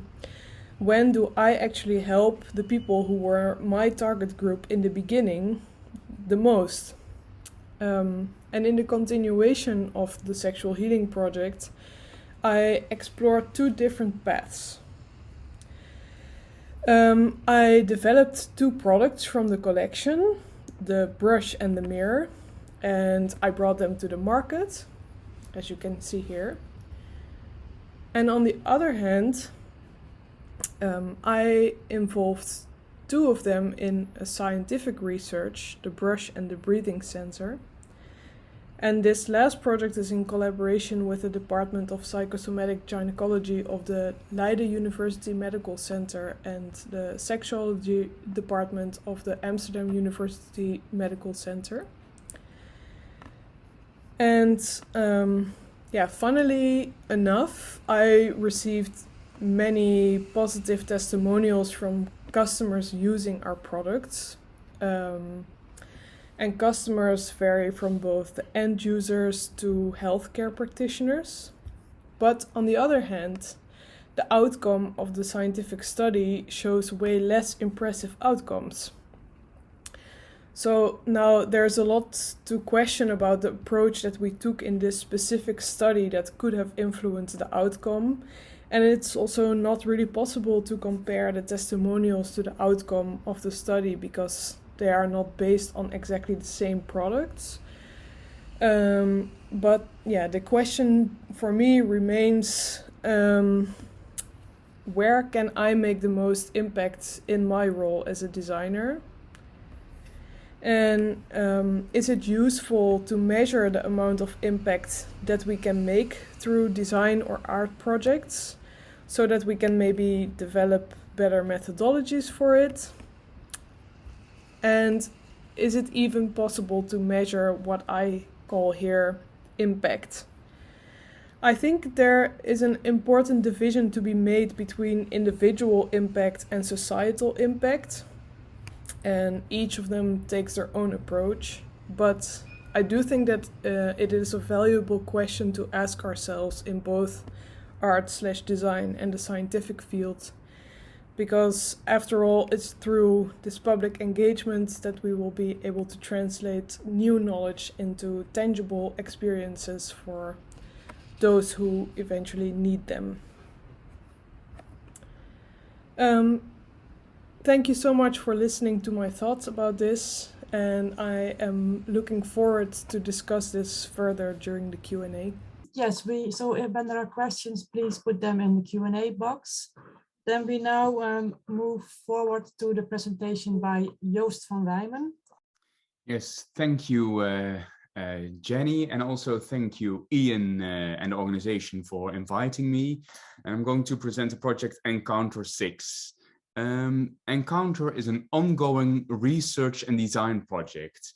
It explores the impact of the changing body on our identity and social interaction, revealing personal, sometimes intimate and vulnerable stories by the use of staged encounters on the basis of sensory experiences resulting in tangible objects, providing an environment for intimacy and vulnerability. And during the presentation, I hope this will become a bit more clear. But first of all, I want to step back to my background. I'm used to work as a costume designer in theater. And when designing costumes, a key moment in the creative process is the fitting. The context is professional, but the actual fitting is an intimate process. The designer touches the body of the performer in places usually only touched by loved ones or medical professionals. The designer and dressmaker, as seen here in the picture, see the body and the costume almost as objects, searching for the perfect composition and structure. But when the designer forgets the person inside the costume, in this case a dancer, a problem can occur. The performer doesn't feel seen, heard, and thus safe. And to avoid this I developed strategies to provide safety to the performer.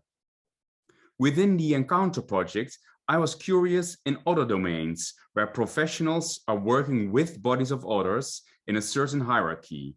This brought me from theater into the field of health and care. I started the Encounter project in 2013, and if they are all different projects, and on the website you can find more information about this, but I won't go very deep into this. I will zoom more into the project Encounter 6, but overall, I want to share some thoughts on what I'm doing within the Encounter, all the projects. It's always a concrete act. It's an experience. It's often sensorial and resulting in a tangible object. It's also doing, a joint doing between two people. And it's focusing on bodily changes during our life course and touching often vulnerable and intimate topics. Participants are voiced, information is shared, and in the stories of the participants, also the other, whether or not it's a professional or a audience, is mirroring his or her own story. The project is also human-centered, and I don't solve problems. I listen mainly, and providing a space for both funny stories or sometimes success, but also discomfort. The goal of Encounter is sharing personal experiences, and I see them sometimes also as practical knowledge. And they are relating to universal themes like parting or loneliness or pain sometimes. And talking about these topics and doing the encounters opens up taboos. And a big part of it is to put yourself in someone else's place. So I ask participants or an audience to place themselves in the shoes of the other.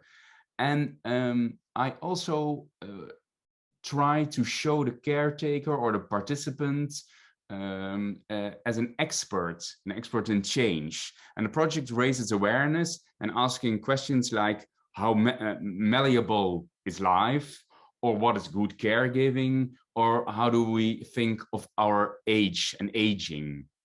But I'm focusing now more on the project Encounter 6 with the subtitle Embroidered Scars and Their Stories. And I'm going to show you a short clip in Dutch, which is subtitled in English, which shows you a live encounter and gives you a perspective of what I'm doing.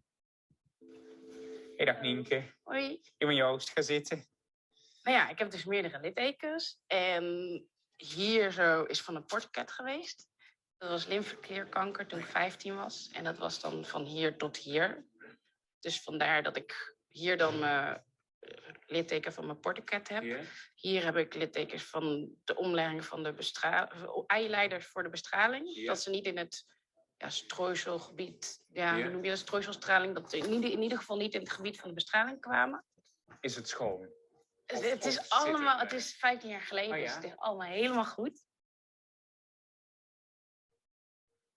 Een litteken geeft een stukje verhaal en bij mij zijn we tattoos van toentertijd. Ja. En dat nu alles goed is. Zeg jij, ik heb een lichaam of ik ben een lichaam? Ik heb een lichaam en daarmee doe ik mijn dingen. Levenskracht, toch? Dat zit ook in de littekens. Toen ik 15 was het een soort van en overleven. En dat ik kon minder, omdat ik natuurlijk door de chemo en bestraling een beetje onderuit werd gehaald. Want alles wordt kapot gemaakt en je wordt moe en je probeert te doen wat je kan doen. Want mijn instelling was altijd positieve kracht en doen wat ik kan doen. En door dit litteken, dat was dus de portret die onder de huid zat, heb ik toch nog een keertje kunnen zwemmen. En ondanks dat ik dan misschien een maand chemo had, heb ik toch nog, Ja, wel tof, hè? Ja, toch nog er het beste van kunnen maken. Dus dat is mijn stukje kracht.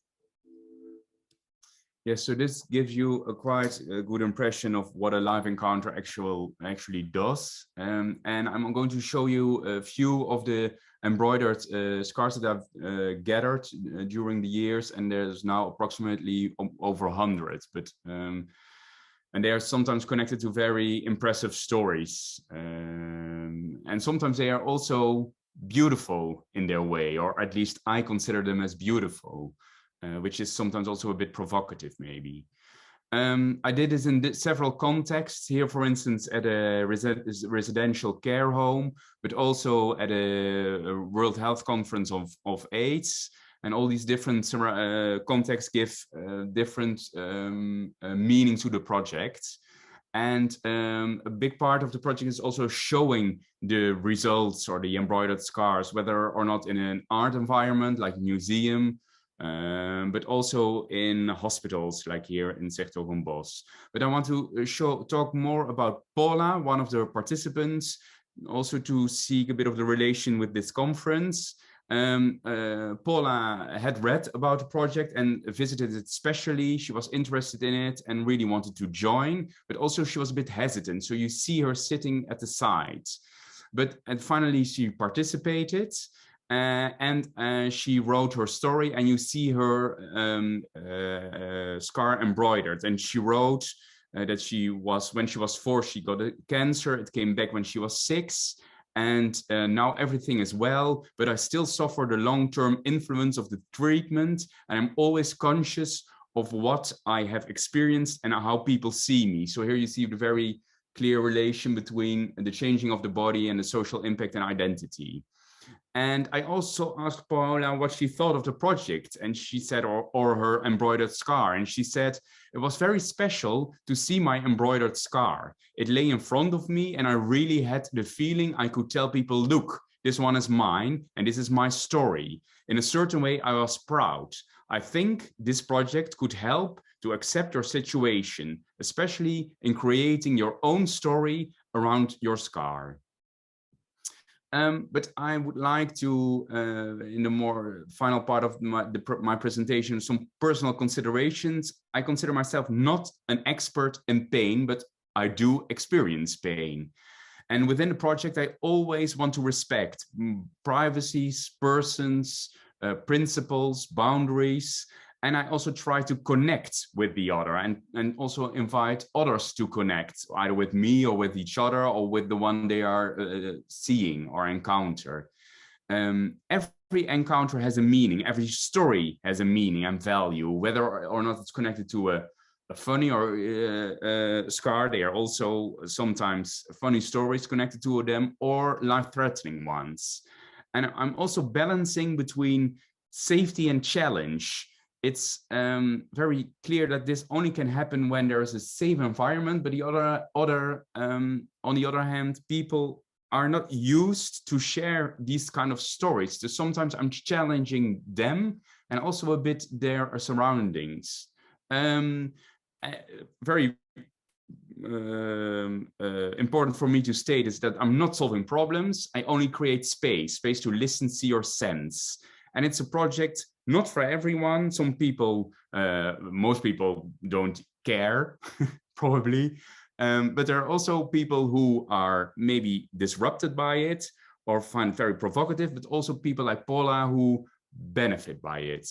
And I would like to state that from times to times I fail.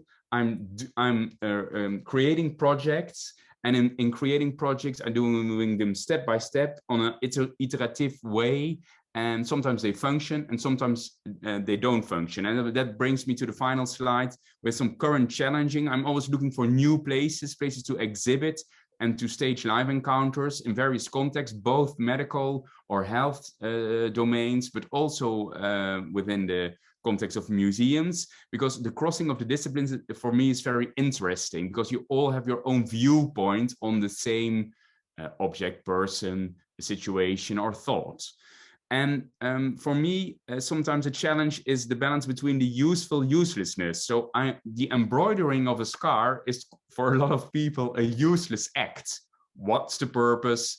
What's the meaning? How do you measure the impact? And also the balance between sharing personal stories, and also I need money to realize a project like this. So the balance between business and ethics is also a challenge sometimes. And to end, also the balance between the micro story, like Paula, and the macro questions we are in society we have to deal with. And for partners, this is sometimes also a question: how can this micro, this one-to-one project, how does this relate to these global or national topics? And with that, I would like to end this presentation and give the floor back to Jenny. And I'm always have to a bit of a problem. So stop sharing. Thank you. Thank you, Joost. This was a very clear presentation. So people, when you have questions, please hold them for the discussion session after the next presentation. Awesome. Thank you so much, everyone. Thanks for all the presentations. It's around 5 o'clock in the morning where I am in the States, so I apologize if I'm a little groggy, but I'm very honored to be here. I've been taking notes the whole time from all the presentations. My name is Mohsen Mohideen. I'm an artist, activist, and the founder of an international nonprofit called Me We International. Just wanted to share some context about me as a human being. I'm a survivor of violence from war. I survived a suicide bomb attack when I was young. Repeatedly had to navigate gun violence and was sexually abused when I was young. And I had to remodel my world for my own survival. And my toolkit for managing my pain, especially related to symptoms of PTSD and chronic migraines and things like that, was the arts, was stories, was narrative. Everything that I'm sharing with you guys in this short presentation today, it's not just global work, over 15 years of working with vulnerable at-risk communities in refugee camps in the Middle East and Latin America and the United States, incarcerated youth. But I'm also talking about my own experience of pain management through the arts, through storytelling. So it's a very connected journey. I'm not a researcher. I'm not a mental health professional, but I'm a survivor. And I'm a survivor that works with a global network of artists, scientists, and activists. So I'll be sharing, from that lens. The first most important point is words, language, and communication literally reshapes the brain. It hacks the nervous system. It changes the chemicals in your blood. And we're often talking about, the symptoms of pain and trying to understand the science of pain and how the brain works, but we're not talking about words as living things. Words as living things that actually reshape the brain, reshape your nervous system, reshape how you view yourself. So, the foundation of our work is the belief that the stories you tell yourself about yourself shapes how you treat yourself. And how you treat yourself is obviously associated with your health, with how you view the world, with your relationships. Oftentimes in the realm that we work in at MIWI International, there's this gap of narratives and communication and health. Communication and communication skills building in particular is a pillar of mental and physical health. We know from neuroscience research and research from psychologists that the bottling up of events and experiences is correlated with higher blood pressure, poor diets and nutrition, breakdown of relationships, increased social isolation, and even in terms of health literacy, especially for minority groups and vulnerable populations that are going and trying to manage their pain or under, living with chronic illness, there's an inability from those communities to connect words with a feeling. And that diminishes the advocacy of their own health. So even in this lens, communication is an essential pillar of mental and physical health. What we've created with MIWI International is a network of survivors, a network of neuroscientists, psychologists, and artists who are innovating non-clinical but peer-to-peer interventions that reclaim communication skills building as a pillar of health. How can communication skills building support emotion regulation? How can communication skills building enhance cognitive empathy or perspective taking? How can communication skills building mitigate pain and addiction and things commonly associated with PTSD, depression, suicidal thoughts? The methodology behind the work that we do, it follows 3 levels of communication as it relates to health.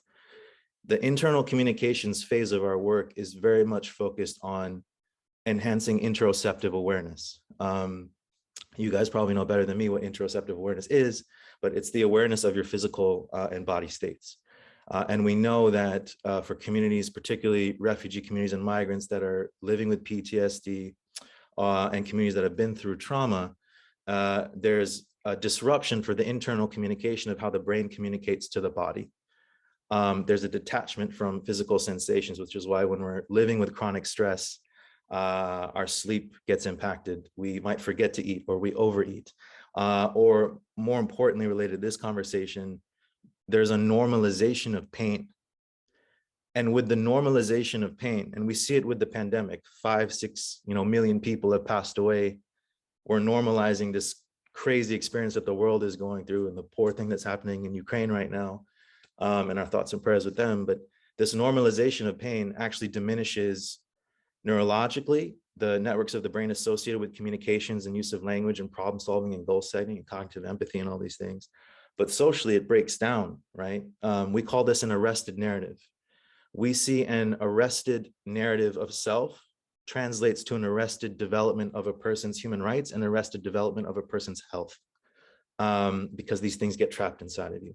So then in the internal communications kind of phase of our work, we very much focus on body scanning, controlled breathing exercises, neuroeducation exercises that teach this is what happens with the brain and the body in terms of disrupted communication from life events and pain. But here are some peer-to-peer self-care tools and ways for you to reclaim control of the authorship of how your nervous system can respond back to the disruptions around it. The middle phase of our work is interpersonal communication skills building. So we move from the individual into small group collaborative storytelling exercises where a person in pain or dealing with trauma then shares what they're going through in a small group setting with 1 to 2 other people in the same group that are going through the same experience. And this is actually one of the most powerful phases in the work that we do, because there's a difference between the medium of writing and reflecting and then actually speaking it out to 2 or 3 people in a small group, and active listening and perspective taking start to play in that kind of realm. The last realm is public communication. And this is something I really wanted to share with you guys in terms of what we're learning. There is a link that needs to be looked into further by people much smarter, more qualified than me about representation and health. What are the health benefits and outcomes of underrepresented, marginalized communities that are dealing with chronic stress and pain and PTSD? What is the shift that happens when they see themselves self-represented in a community setting where that isolation breaks down? We're seeing in a qualitative way from our data that when communities are starting to see themselves published, authored, represented in museum spaces or community exhibition spaces, there's a shift that happens in their self-worth, in their agency with how they view themselves, and also with them more often connecting words with feelings, whether it's pain or whether it's an emotion. And we think there's something to explore there in terms of the health benefits of what we do. So most of our communications tools focus on these following things: interoceptive awareness, self-awareness, emotion regulation, perspective taking, and agency and representation. And what we've built up to this point is global communities of practice where community members are equipped and funded to transform their individual and cultural spaces. There's not enough mental health specialists to deal with the demand. There's not enough access to healthcare to deal with the amount of pain in certain places that are continually under-resourced and marginalized. We need more non-clinical peer-to-peer interventions that utilize communications skills building, right, as a pillar of health. So we've reached 7,000 people. We've scaled across more than 12 countries. We've given out more than $500,000. But what's happening at the behavioral level of the work that we do? How we measure our work at the moment is we have several things. We have pre and post surveys that pull from scientifically verified scales measuring for certain things. I'm just showing you a snapshot of recent data, particularly during the pandemic. What we're seeing in the refugee camps, for instance, with the storytelling for healing work is several things, but most importantly, emotion regulation. There's a shift happening in terms of the ability and the capacity for participants dealing with pain and trauma to better regulate their emotions using the self-care tools that we're providing for them, but also in narrative therapy, actually supporting emotion regulation. Outside of the refugee camp with urban refugees, it's less about emotion regulation, and we're seeing changes in resilience assets and capacity for resilience, which I find quite interesting. And that's something to explore further. Just want to be mindful of the time here. You know, most of the people going through our program they're not just minority groups, refugees, vulnerable communities, migrants. It's people dealing with cancer, people dealing with addiction, people dealing with depression. And, you know, I think this is something interesting to explore, which is we're learning more about what is pain and what is health. And we're seeing in our work that when it comes to pain management, how we use arts and cultural spaces to support pain management, we have to look at in different cultural contexts what pain is and what it means in different cultural contexts and religious contexts, and what health is in different contexts and religious contexts. It's so different across the different, like whether we're in Honduras or Mexico, or whether we're in the Syrian refugee camps. But one thing is common, and this is where I think, you know, the museum space and the cultural spaces can help break the cycle. It's what I already mentioned, which is this normalization of pain that is happening. When a 14-year-old African refugee says that they're suicidal to a group of people, normally it's met with like how you would respond to a cough or a sneeze. It's something weird that happened for a second and then people keep moving on. This is very troubling. And particularly with COVID, where we're expected to normalize that 5-6 million people have died, and people are still dealing with long COVID symptoms. This normalization of pain is very dangerous because it challenges our interoceptive awareness. It challenges and kind of weakens our emotion regulation, makes us numb. And in our experience, you know, with doing this work, there's a de-storying that's happening. There's a destruction of our health and our nervous system and how we treat ourselves that is happening through this process of de-storying, where we're arresting our narratives within ourselves, and it's having neurological and physiological impacts on our body, but it's also breaking down the health of the community, the nervous system of the world, so to speak. And for us, museums and cultural spaces kind of is a key here. Museums, you know, when you look at the history of museums and what museums used to be before COVID, obviously, it was a space for observation, right? But then we have to look at what the reality is now. I mean, a museum is this, it's your phone. Everybody has their own museum on their Instagram feed and in their algorithm. What's missing here, which is what we're seeing in the work that we do, the key health kind of impact point, right? The point that helps advance health outcomes in the work that we do, is the community aspect, right? The community aspect and who's representing themselves. In our work, we're seeing that the behavioral impacts of the work that we do is way more amplified when brothers and sisters who are themselves Syrian refugees are facilitating the program to their peers. So what we need in the work that we do is, how can we have museum spaces that kind of recalibrate the relationship between an audience member and attendee of an exhibit, and actually have people from within the community facilitate exercises in communication skills building, in cognitive empathy, in emotion regulation, in interoceptive awareness, and actually have community members facilitate these exercises to each other within these museum spaces. The pictures I'm showing you are examples of 2 community designed exhibitions that are taking place or have taken place in the refugee camps in the Middle East, designed by Syrian refugees who were trained in the neuroeducation, self-care components of our work and the communication skills building components of our work. And they then use those exercises to invite the community members to actually go through those exercises as part of the exhibit that they designed. One of the most beautiful things that happened here was that the elderly population actually came out of their homes. This was during the pandemic, by the way. It was the first time in over a year that the elderly population came out of their homes and actually engaged in the exhibit, because it was led by people who were Syrians, not a foreigner from an NGO who's coming in with all the solutions and answers and everything. And from that experience, they were able to localize the language of what pain meant for them. And they were able to localize and reclaim or reframe what health meaning means to them.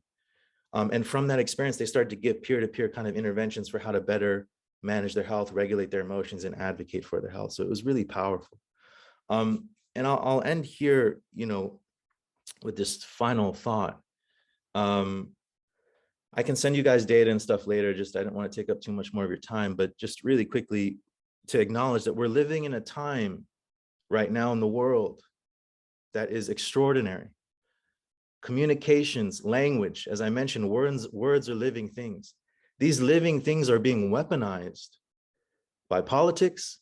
These living things are being weaponized socially. These living things are being weaponized by social media.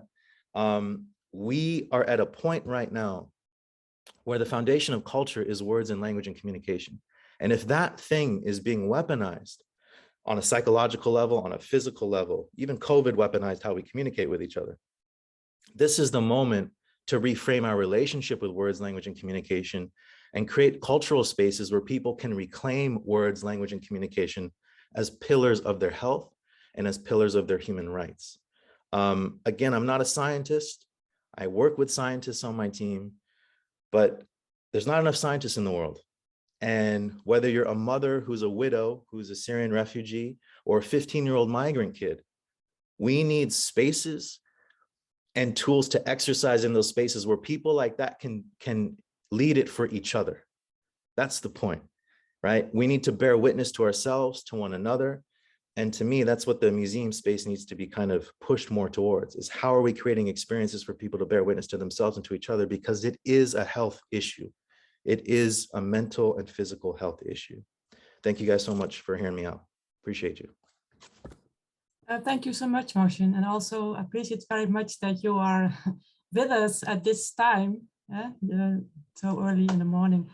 Okay, so we have had 4 wonderful talks, and we only have 10 minutes left for the discussion, and there are quite some questions in the Q&A box, some different questions. Maybe I try to kind of wrap up it a little bit. So you all, in a way, talked about, say, the effects of what art can have, and it can be a relief, giving meaning, catharsis, acceptance, community building, etc. I think I'd like the question, or maybe the question by Tamara, who asked the question. I think if I understand the question well, is it's not always clear, well, the difference between the impact of artworks and, say, how it is measured. So the measuring of impact. So Moshin, for instance, you had very clear data for what you could, whereas, for instance, Joost, you said, well, sometimes I fail, sometimes it's beneficial. And also in Nienke's story, she said, well, there's a difference between, say, the anecdotes and the actual measurements. So maybe we can discuss this a little bit. So the difference between maybe impact and effectivity or something. Is that something that we can discuss? So who wants to? But Jenny, if I could, I think your question is a great one. And it's something, I think Joost mentioned it. I mean, I fail and we struggle too. I just want to mention something to contribute to the discussion again. Mm-hmm. The culture around data and evidence gathering, the heart of these things, the system of these things is very much focused on having evidence for the sustainability of your thing, mm-hmm. and proving that your thing works. Yeah. And right there, there's an inequality. Right there. Yeah. The systems of monitoring and evaluation and evidence gathering we learned the hard way. The inequality lives in the language of the questions that we're asking and the methods of which we're doing it. When we started out, because our donors and the system we're forced to operate in want sustainability, even though nothing is sustainable in the world or nature, yet we're supposed to expect to keep our work sustainable when things are going on in the world. But when we were doing this work with traumatized, marginalized communities, they were looking at us like we were crazy. They were looking at us like the interrogators that tortured them back wherever they were fleeing from. Literally, the process of monitoring and evaluation and data gathering re-traumatized the communities that this data was meant to serve. Mm-hmm. And one of the things that we learned was we had to be bold and brave enough to give control of the language with which we're trying to get this evidence to the brothers and sisters from the community. And they had to localize and reframe those words. For example, like depression and even storytelling mean different things in different words and cultures, right? Even pain and health, as I mentioned in my presentation, means different things in different cultures. We kind of had to decentralize the heart of these monitoring and evaluation tools to the communities. And it took 2-3 years for us to reiterate these pre and post evaluations and longitudinal studies where the community facilitators started to own the monitoring and evaluation process. Right. And that is where the shift happened. It was hard and we made tons of mistakes and we're still learning. But we started to close that gap between who is in charge of the language and the methods with which how we're doing this work, but then also the scientifically verified way to do things. And there was a bridge that has to be made there that I think is crucial. The re-traumatization of people during evidence gathering and monitoring evaluation, it's very unhealthy and it's toxic and it's persistent across our work streams wherever we are. And it's something we need to completely change the culture of, I think, in my opinion. Thank you. Wow. Maybe Jeroen, would you like to comment on this, how this goes in your research, say the evaluation of effect or Yeah, there were, impact? this was quite a discussion. We started with a pilot study and we're now, we finished that and we're now getting into a huge project with 2 PhDs on it. And one of the questions was actually how to evaluate what it does when you work with art-based learning with patients in palliative care, and what is the effect, and can you measure the effect? And we thought that it was, although we know that it's very difficult, where it resonates somewhere is that because of, for example, insurance, getting art into insurance, we had to think about that, where possibilities were or not. And one of the things we came up with, when a centerpiece in art-based learning is that it has to stimulate creative thinking. So it's the basic function of artistic work in a patient's mind, in fact, that this creative ability has to be stimulated. Can we measure, in fact, a kind of curve in creative abilities? Now that's quite something, you know, because then you have to define what creativity is, and in doing so, then creating indicators. And when you create indicators, you have to measure on these indicators. And of course, we know that this is all very limited. But we never went beyond that discussion. For the first pilot, we skipped it in a way in saying that it became too broad. And we did a lot of research together with the Paris University on defining creativity and finding indicators with it. But it was quite a research on its own. So in this first pilot, we stayed with the holistic content analysis, which is very much a qualitative approach in which we describe situations, we evaluate on these situations, and then, like Joost already said, come into a kind of iterative process in growing and growing and growing. But is the other fact in getting more kind of absolute indicators, it's still ongoing, difficult, but I always say, don't push it aside. Do both sides along. So get a qualitative approach and try to get a quantitative approach too. And it's a long way. And I think that now the next study will endure something like 5 years. And I hope that in 5 years, we can say something more about this, also relating to the quantitative aspects, which are, again, for hospitals and for insurance companies, and so for creating possibilities for patients, very important. Yes, that's true. Yeah. And Joost, final word from you. How do you see this? It's a bit interesting looking at the time to try to stay briefly. But for me, what is interesting is that sometimes there's a difference between my presumed goals and the actual, what you could say, results. And results sometimes takes place in a very different, on a very different level as thought before, and dealing with partners, funding, and that can be a problem.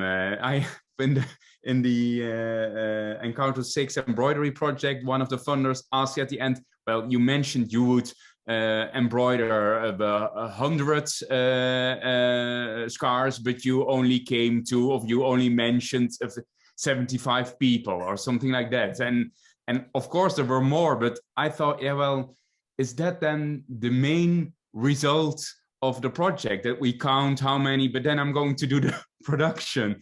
So there's this also, it also has to do with all the different background. My background is very different as this funder who is we're looking at it on a different level. So that's sometimes very challenging to understand each other and to understand the language of all the participants or parties or people involved. Yeah, it's all about language, what Moshen already said. Yeah. Okay, good. I see also there a lot of very interesting comments and links in the chat, also to an evaluation tool. So please check that out. Clearly, this is the beginning of a conversation. And it's the nature of these beasts that if it's a good conversation, it's an unresolved conversation. I'm feeling that personally, so I just want to share that to the group and say a small effort is going to be to manage staying on time. The final discussion for any of the presenters, speakers who are able to stay, maybe Olivier and I will take a couple directed questions, but we'll open it up to the whole group. And then let's really just take the next 5 minutes to take a break, and we'll come back at 12:17 as Jenny suggested. Okay, thanks. Okay, welcome back everybody. In the interest of time, I'm gonna get started. I got a chance to introduce myself at the beginning of the program, but I'll say a brief introduction in case anyone's joining us. I'm Ian Koebner, and I work at the University of California at Davis. Clinically, I'm an acupuncturist, and then my research and life interests are kind of this intersection of arts engagement to address pain and loneliness. And I really just want to tell the story of the partnership that we've developed in California. And I had a chance to share some of the epidemiology and statistics around chronic pain, persistent pain. In the United States, it's estimated that over 100 million Americans live with some form of chronic pain. Actually, that's probably an underestimate. That doesn't include pediatric pain, for example. But instead of kind of rehashing some of those statistics, I just want to share a quote that I was really struck by. In 2021, The Lancet, which is a very prestigious kind of medical journal, published a review of the burden of chronic pain and best practices.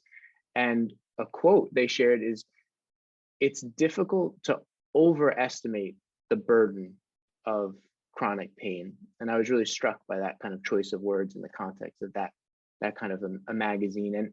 And as I also mentioned, we've known for a long time that chronic pain, persistent pain, is a really complex experience, and that the social factors, such as social connection, loneliness, play really important roles and are really important for people with the lived experience of pain. And yet, in many clinical contexts, it's simply not acknowledged, evaluated, or addressed. Concurrently, we know that museums, art spaces, the cultural sector have the potential to create that sense of belongingness, that sense of connection that very hard to describe.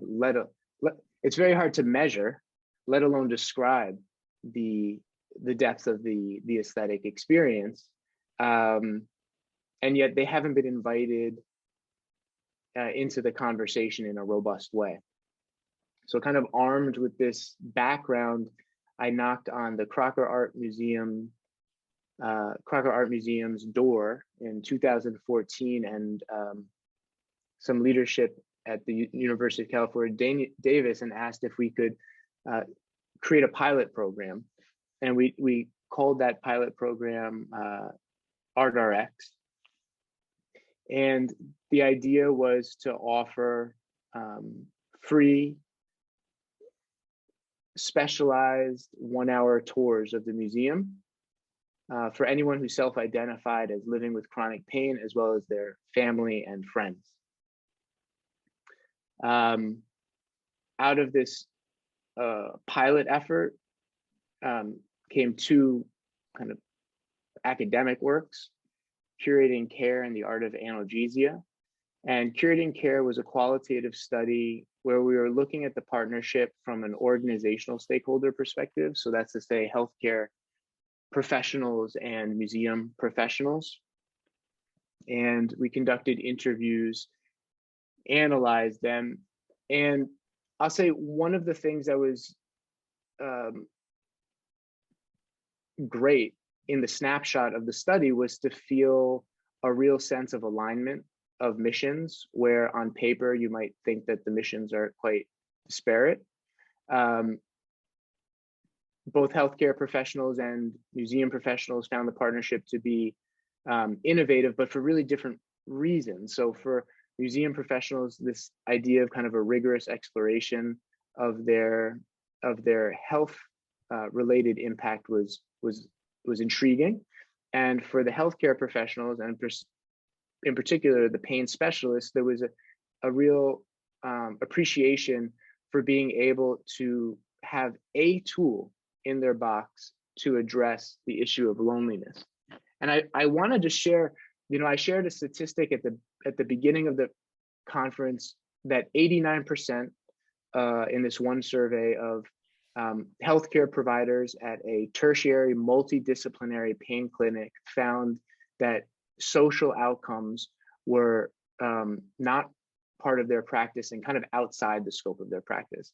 I just want to share my personal experience from these interviews, which is that for some healthcare providers, there's a real desire, intention to be able to incorporate what they know to be deleterious kind of social consequences of pain, but there's nothing in their toolbox.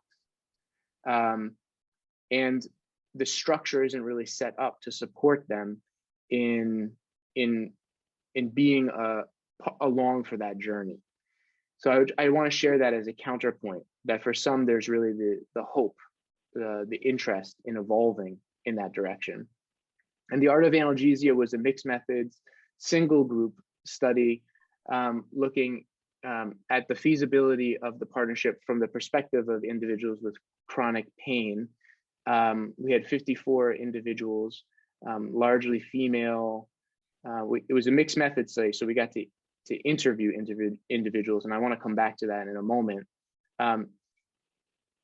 This issue has come up. Let's see if I can do this concisely. It's very typical to measure pain intensity, and particularly before and after an experience, as a measure, as a proxy of whether that experience was helpful. And it was in one of our initial interviews that an individual said to us, you're gonna miss it. You're not measuring something that Christopher talked about, which is in the moment. How do you capture in the moment? And again, this was a pilot study, so we asked people just to simply reflect on, did they experience any pain relief during their time at the museum?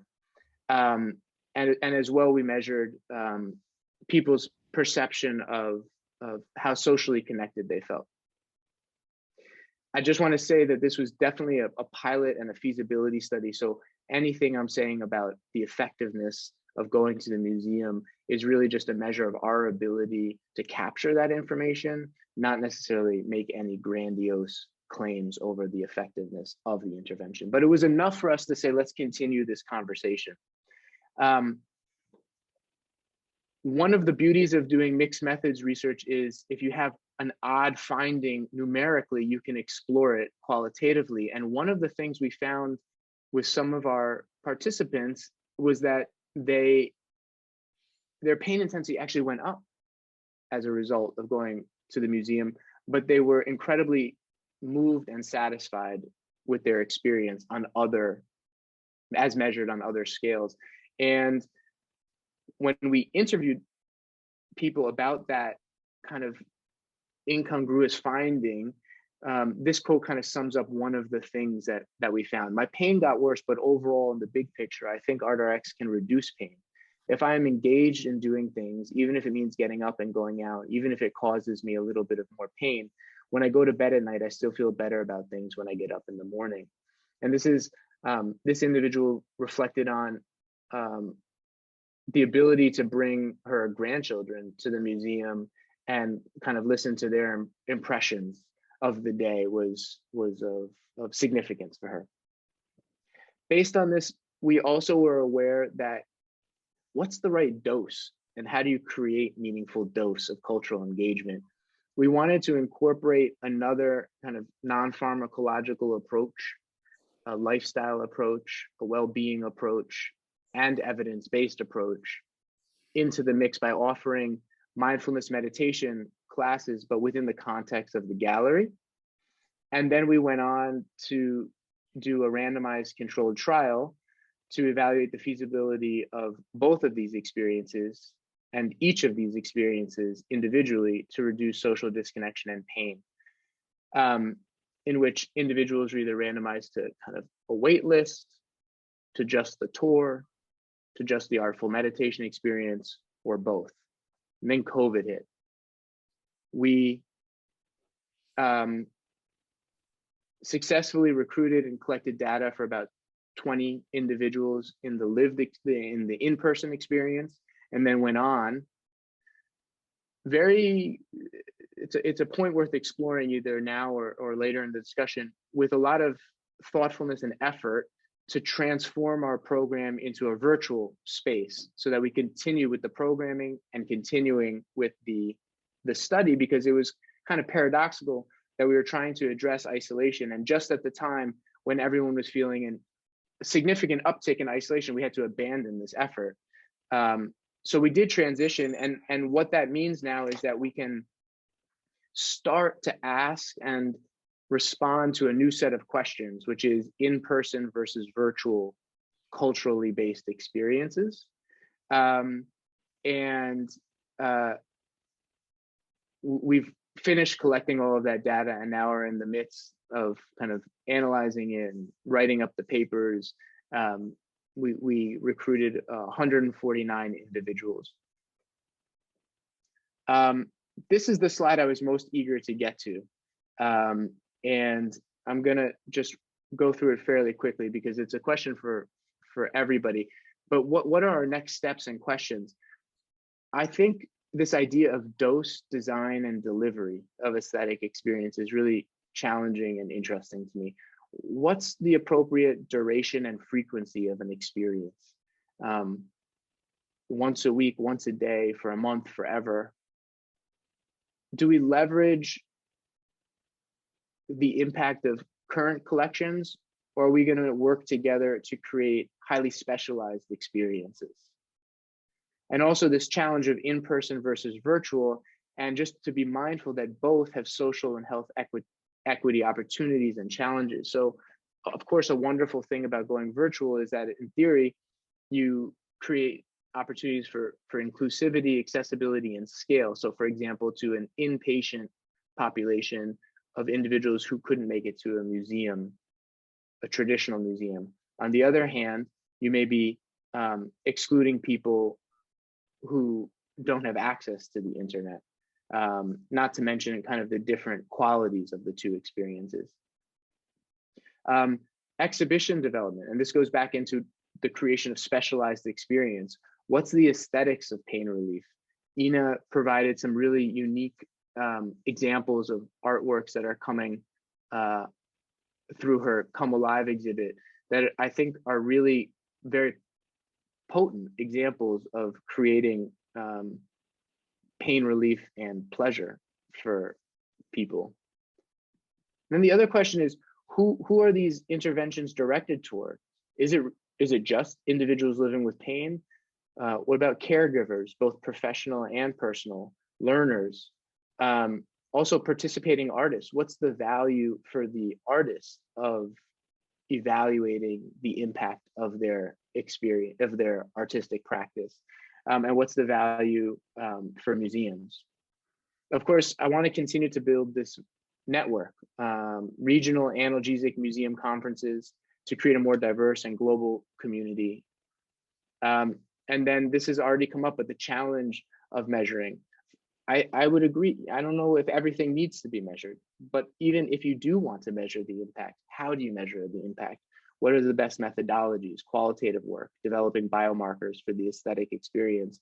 And finally, multi-site randomized controlled trials. Our last presentation of the day will be an example of that. And with that, I just want to thank all of my partners and you for attending, and I look forward to continuing the conversation. Bethany, now I think we have two brief pre-recorded presentations before our final live presentation and final discussion. Welcome to our presentation. The title of our study is, Can Exposure to Virtual Art Decrease Pain and Social Disconnection? We are interested in designing and testing a replicable and scalable online experimental intervention. Hello, my name is Jorge Peña, and I am an associate professor in the Department of Communication, and my co-PI is our host, Dr. Ian Koebner. This study is inspired by the undergoing public health crisis in the United States connected to inappropriate pain management, which puts individuals at increased risk of social disconnection and reduced social role functioning. We are interested in examining how engagement with art may be a valuable tool in addressing the social disconnection that follows chronic pain. However, there is a gap in knowledge regarding the potential health of art in general and its use to address chronic pain in particular. This study is essentially an intervention that attempts to test for the palliative effects of exposure to art by means of virtual museums tours.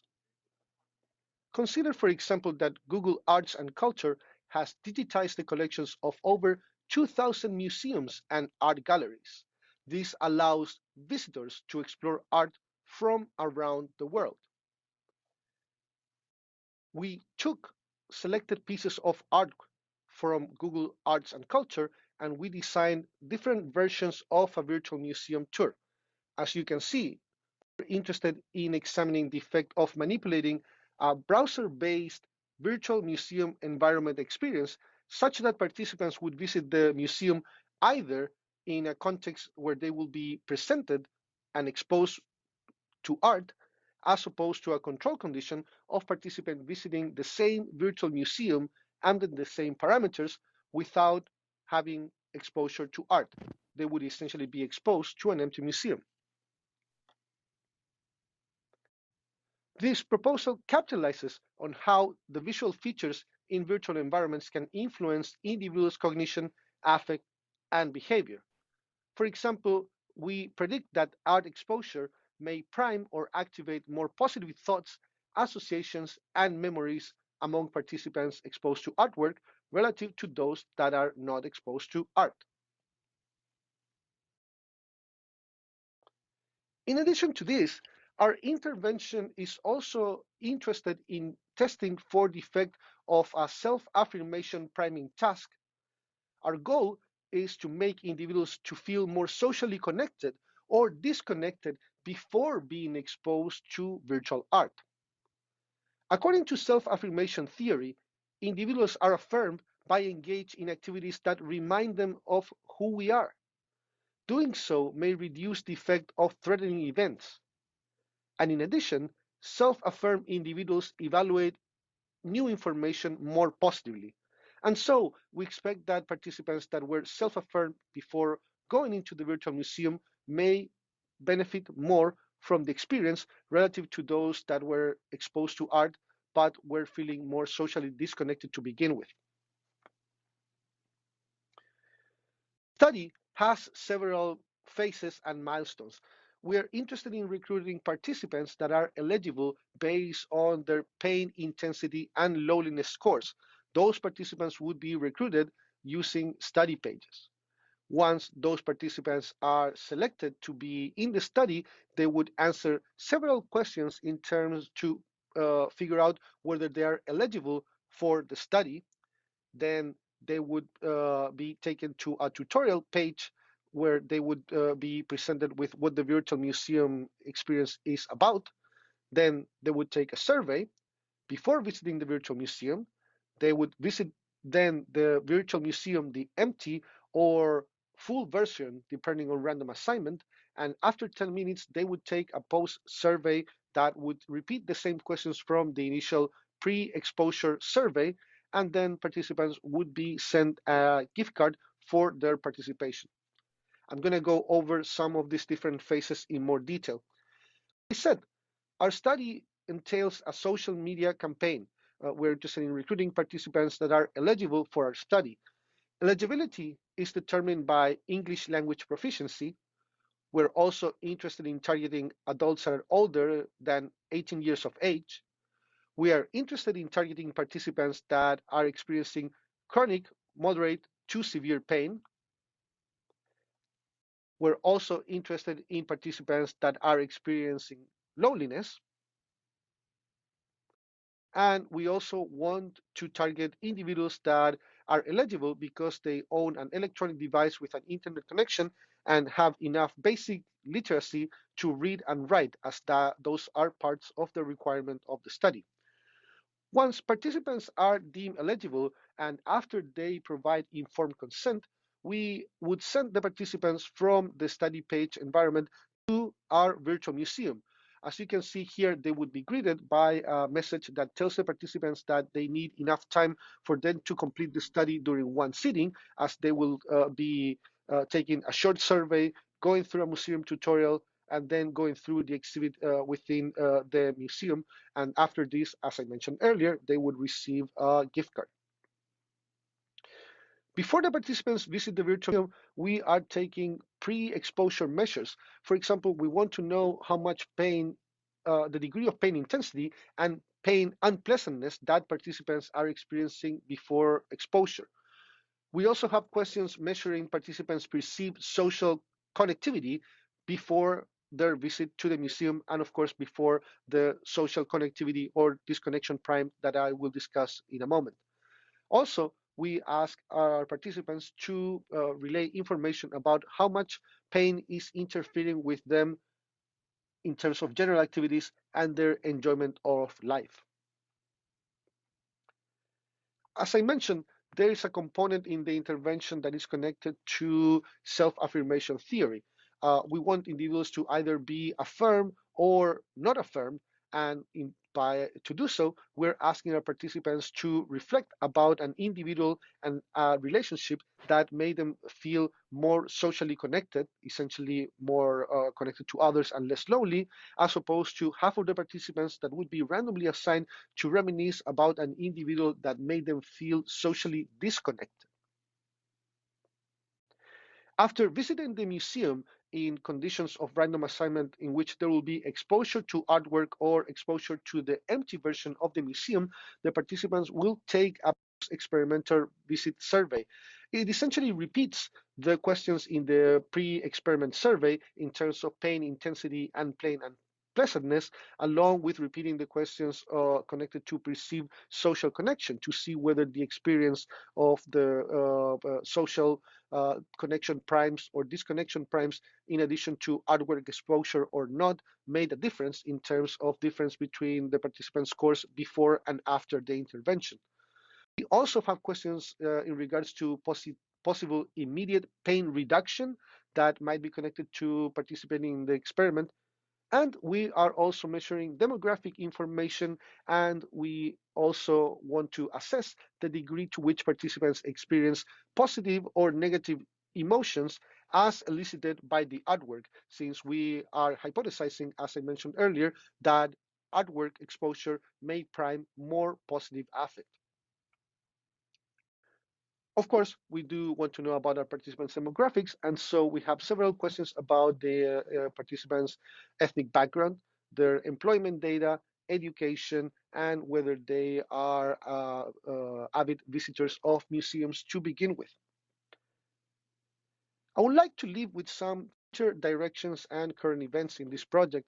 I'm sure that you have many questions and I'll be happy to answer them after the presentation. As of now, I would like to leave you with a few thoughts. For example, data collection will begin in spring 2022. So we're about to launch our study and we're very excited about that.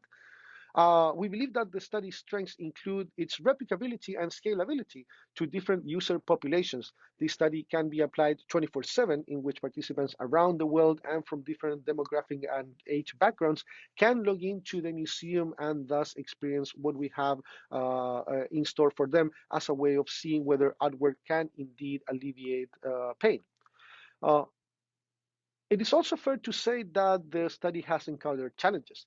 The biggest challenge thus far has been to integrate the technical aspects, like, for example, building the museum itself with the scientific requirements in terms of surveys and the delivery of different primes, visual primes connected to artwork and written primes connected to self-affirmation. At the same time, we have done so during the COVID pandemic, and so all of these challenges have been compounded by the fact that we have to be working remotely with the designers. Future directions for the study include redesigning the museum for portable devices, like, for example, phones and tablets. Presentation today is over. Thank you so much for your attention. I hope that you enjoyed the presentation of our project, and I would like to thank Joshua Steves and Adam Ali for their assistance in building our virtual museum. Thank you very much. Have a great conference. Thank you, Jorge. And now I would like to ask Bethany to start Sarah Herrera's presentation. Hello, my name is Sarah Herrera. I use the pronouns she, her. I am a Latina woman in my late 30s. I have long brown curly hair. I'm wearing glasses and a pink blouse. There is a white wall and a black picture frame behind me. I want to start off by expressing my gratitude to Dr. Ian Koebner and the team for the opportunity today to share this project we have been working on. I am the Assistant Director of Business Intelligence at the Mondavi Center for the Performing Arts at UC Davis. I have been in the performing arts industry in different roles for over 16 years. And part of my journey has taken me from working directly with the customer experience to management roles, and now to working with data to support the various efforts of our organization. I more recently have taken on a supporting role for our diversity, equity, inclusion, and accessibility efforts by participating in our organization's DEAI committee.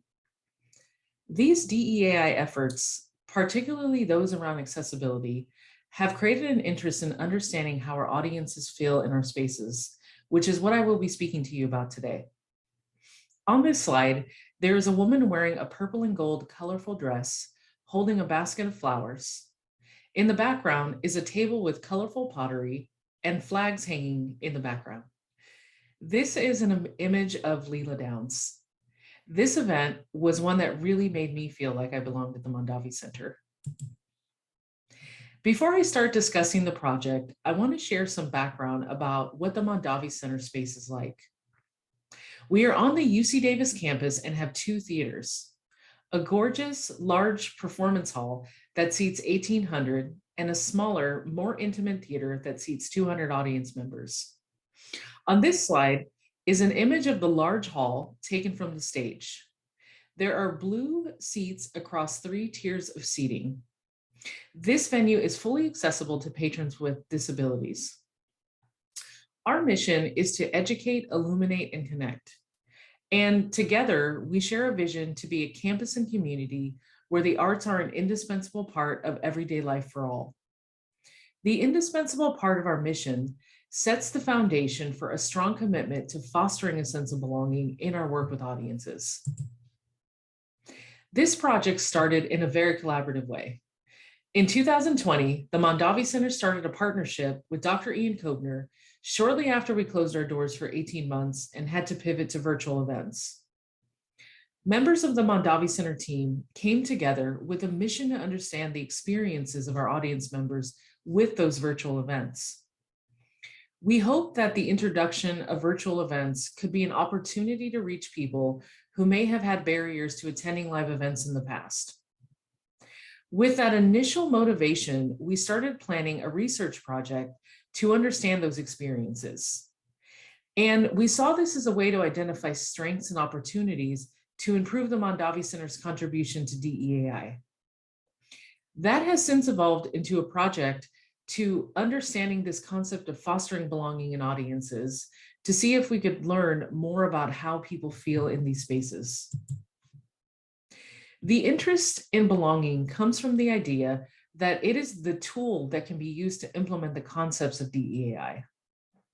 There are some elements that have been identified in a recent study by Koebner as fostering this type of environment.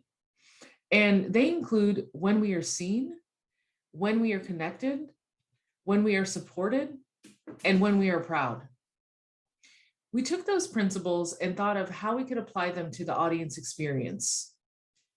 When the person is seen and supported by all of us, we anticipate their needs via accessibility accommodations, translations, or cultural engagement events to foster a sense of belonging. Observing and anticipating audience needs and being proactive to help is something that we always strive for. And focusing on belonging has created a space for being open-minded, that there is no right or wrong way to enjoy a performance, and we could help those experiencing chronic pain more and help them feel more supported with certain interventions in the future. Right now, we are looking at this project in 3 phases. The first is to collect some baseline data to understand some metrics like socioeconomic information, overall health, pain level, and some questions of understanding those elements of belonging in our space. And in the work we have done together, our growing hypothesis is that it is not standard practice for performing arts venues to understand the audience experience when it comes to this sense of belonging, questions around health and quality of life. There is certainly a lot of work around audience development, but there seems to be less work being done about how those audiences feel in our institutions and how those feelings of belongingness may differ among subpopulations of those audiences. There's also the potential that belonging may differ around the different types of events or genres that we are hosting. We really want to be an institution for the region and beyond, so we are very much so looking forward to using this information to explore how we may not just implement targeted DEI interventions, but interventions for those living with chronic pain. Through this project, we wish to explore the potential for responding to health concerns like loneliness and chronic pain that may be mitigated by cultural engagement. We looked at our audience in 5 different segments. The first segment is our members who donate to the center annually. The next 2 segments were understanding the experience of the university's students, staff, and faculty. And we also segmented out our small audience that had only engaged with us virtually. Our largest segment was the rest of our ticket buyers who did not fit into the other segments. Across each of those segments, we are looking forward to understanding experiences for each of those subgroups by age, genre, and a couple of other factors. The Day of the Dead, or Dia de los Muertos, is an event that is celebrated in the Latinx culture in the fall. It is a time when we honor those who have passed. And one way we do that is to decorate an altar or ofrenda with food, candy, pictures, or other items we hope the spirits of those who visit us during these few days will enjoy. A few years ago, the Mondavi Center partnered with campus and community groups to have an ofrenda in our lobby. Doing so brought together so many different people to share stories of their loved ones in our space. We placed cards where people could write notes to family members who had passed on and put them on the altar. In the 2 images on this slide, there are colorful decorations of the altar that was displayed in the lobby. The hundreds of colorful cards with notes are displayed, and there are images of family members in colorful pink, purple flags. We had over 400 participants. And we look forward to using the information we use in this project to build more community relationships that build environments that foster belonging like this one and go beyond just attending a performance. The burden of chronic pain is one that is dear to my heart. I have a mother who has lived with chronic pains since she was injured on the job over 25 years ago.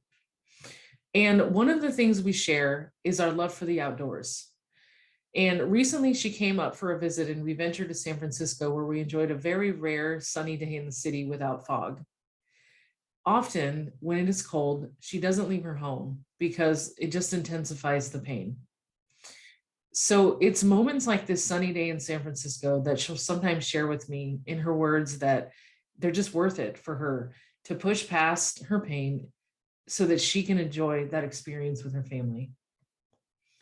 And although the weather is an experience that we cannot control, our hope is through understanding the experiences of those living with chronic pain, that we may create experiences where they feel like they belong more in our spaces. Could the information we learn encourage performing arts venues to create other types of events, like, for example, performances that allow participants to experience the events in different ways that may relieve some of their pain, like, for example, laying on the ground during the event. There are a few people I would like to thank for their support in this project as I wrap up.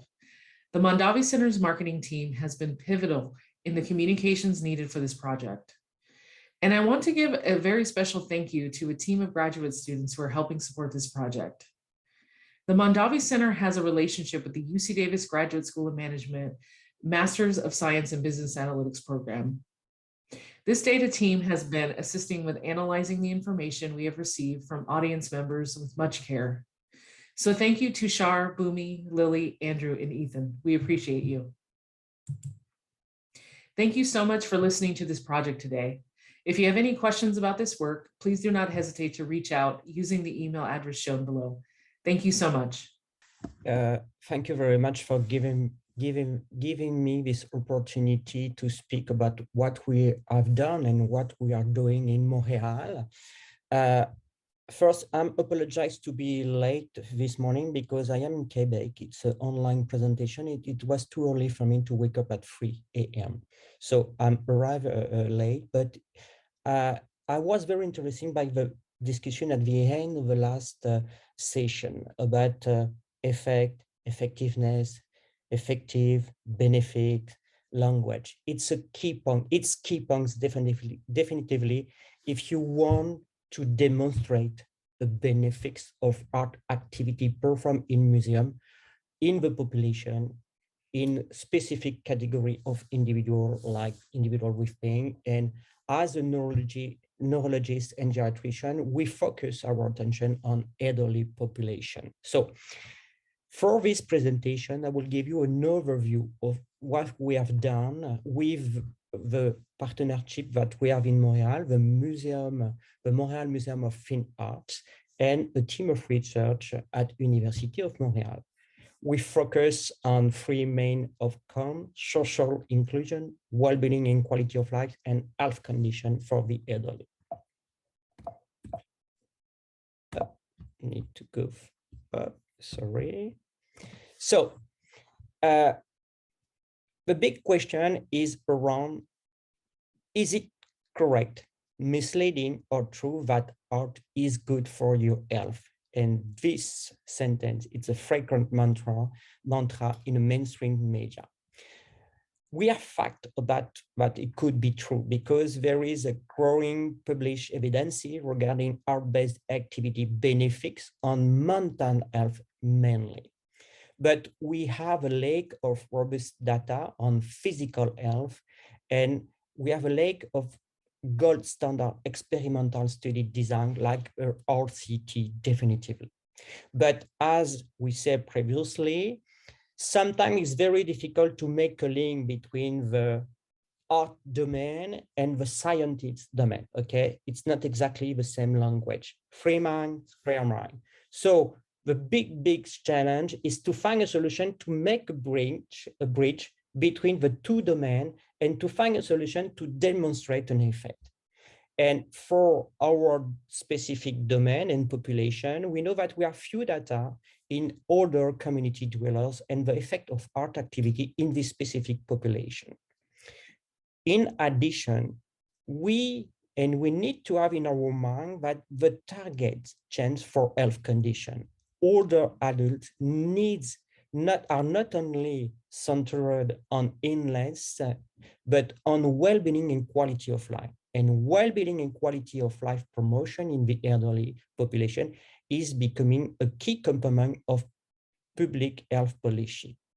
And after 2 years of pandemic, I want to say that social inclusion is very important too, okay, because of social distancing and because for the elderly population, we have a strong relationship between health condition and social inclusion. It's a complex interaction. And I'm not a specialist of pain, but when I just look in Canada, what's going on with pain, we know that pain affects well-being and quality of life, as say Jan, and we have 20%, 6 million of Canadians reported chronic pain in 2018, okay?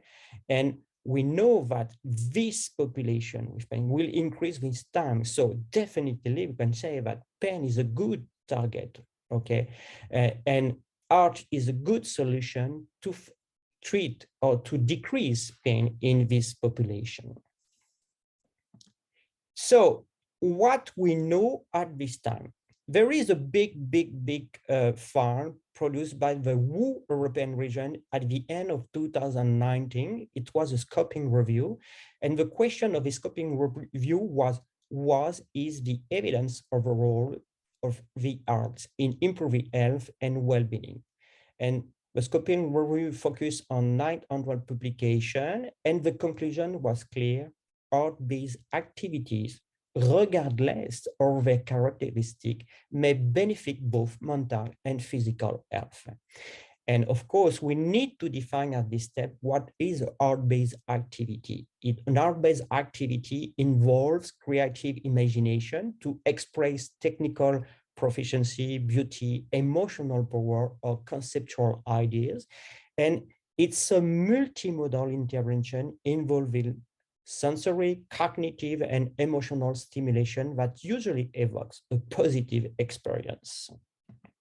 So, who explain the different part of what's going on with art activity and health? Finally, for art activity, we have different components: aesthetic engagement, involvement of imagination, sensory activation, but evocation of emotion, cognitive stimulation, social interaction. I think that they are the three main key components of art effect on health condition. And the response is at different level, of course, psychological, physiological, social, and behavioral. So, and you can use art activity for promotion to prevention to management of a specific health condition. Usually, it's very interesting to understand what the role played by museum and art gallery change with time, okay? Traditionally, vocation of this institution were limited to being collectors and guardian of cultural artifacts and institution of art education. But their roles changed with time. And this institution became academic researcher institution, began hosting art-based activity by bring community dweller into their space, and has been identified as potential key actor in support of a healthier population. And according to the English Alliance of Museums for Health and Wellbeing, art-based activity are effective, efficient, and cost-effective intervention to improve both mental and physical health. But we need more support evidence, definitively, and we need to focus on an aging population and validating their benefit with appropriate tools and study design as a priority for the coming years, definitively. So based on this background, and based on a new partnership that we developed with the Fine Art Museum of Montreal in 2015, we asked a big research question: do art-based activities may change health condition of the elderly? And we formulated an hypothesis that art-based activities improve health condition. So we say that there is an association, and this association was positive. So the objective of our laboratory was to examine the effect of art-based activity on health, physical and mental, and specifically physical health for the elderly, and socialization in the elderly population. And the specific objective were to develop an art-based activities to improve health condition and promote socialization in the elderly, and to use art-based activity for health prevention, promotion of social inclusion of the elderly in partnership with a museum. So since 2015, the Fine Art Museum of Montreal developed a specific art-based activity inside its wall, and the name of this activity was the first day at the museum. And this activity was designed specifically for elderly community dwellers living in Montreal. But in 2015, the effect of this activity had never been examined. So we make a deal with a museum to explain we can validate the effect of this activity. So we have a strategy in 2 phases and 3 pragmatic steps for method. First, we perform an interventional study, and it was the intervention phase. 2 main study, a pre-post intervention study, single arm prospective study, a very simple experimental design to demonstrate is there an effect and what was the magnitude of this effect and the evolution of the effect. And the second step was to perform a randomized controlled triad. And the last step was to do a follow-up 15 months after the RCT to examine the long-term effect of this kind of art-based activity. So we had 3 main studies, and we have a series of different studies. 3 main categories of outcome were assessed: mental health, of course, well-being and quality of life, as previous studies done previously, physical health, and because it was an elderly population, we focused on frailty condition, and social isolation. We use a specific method, not the usual method of quantitative research, square mile.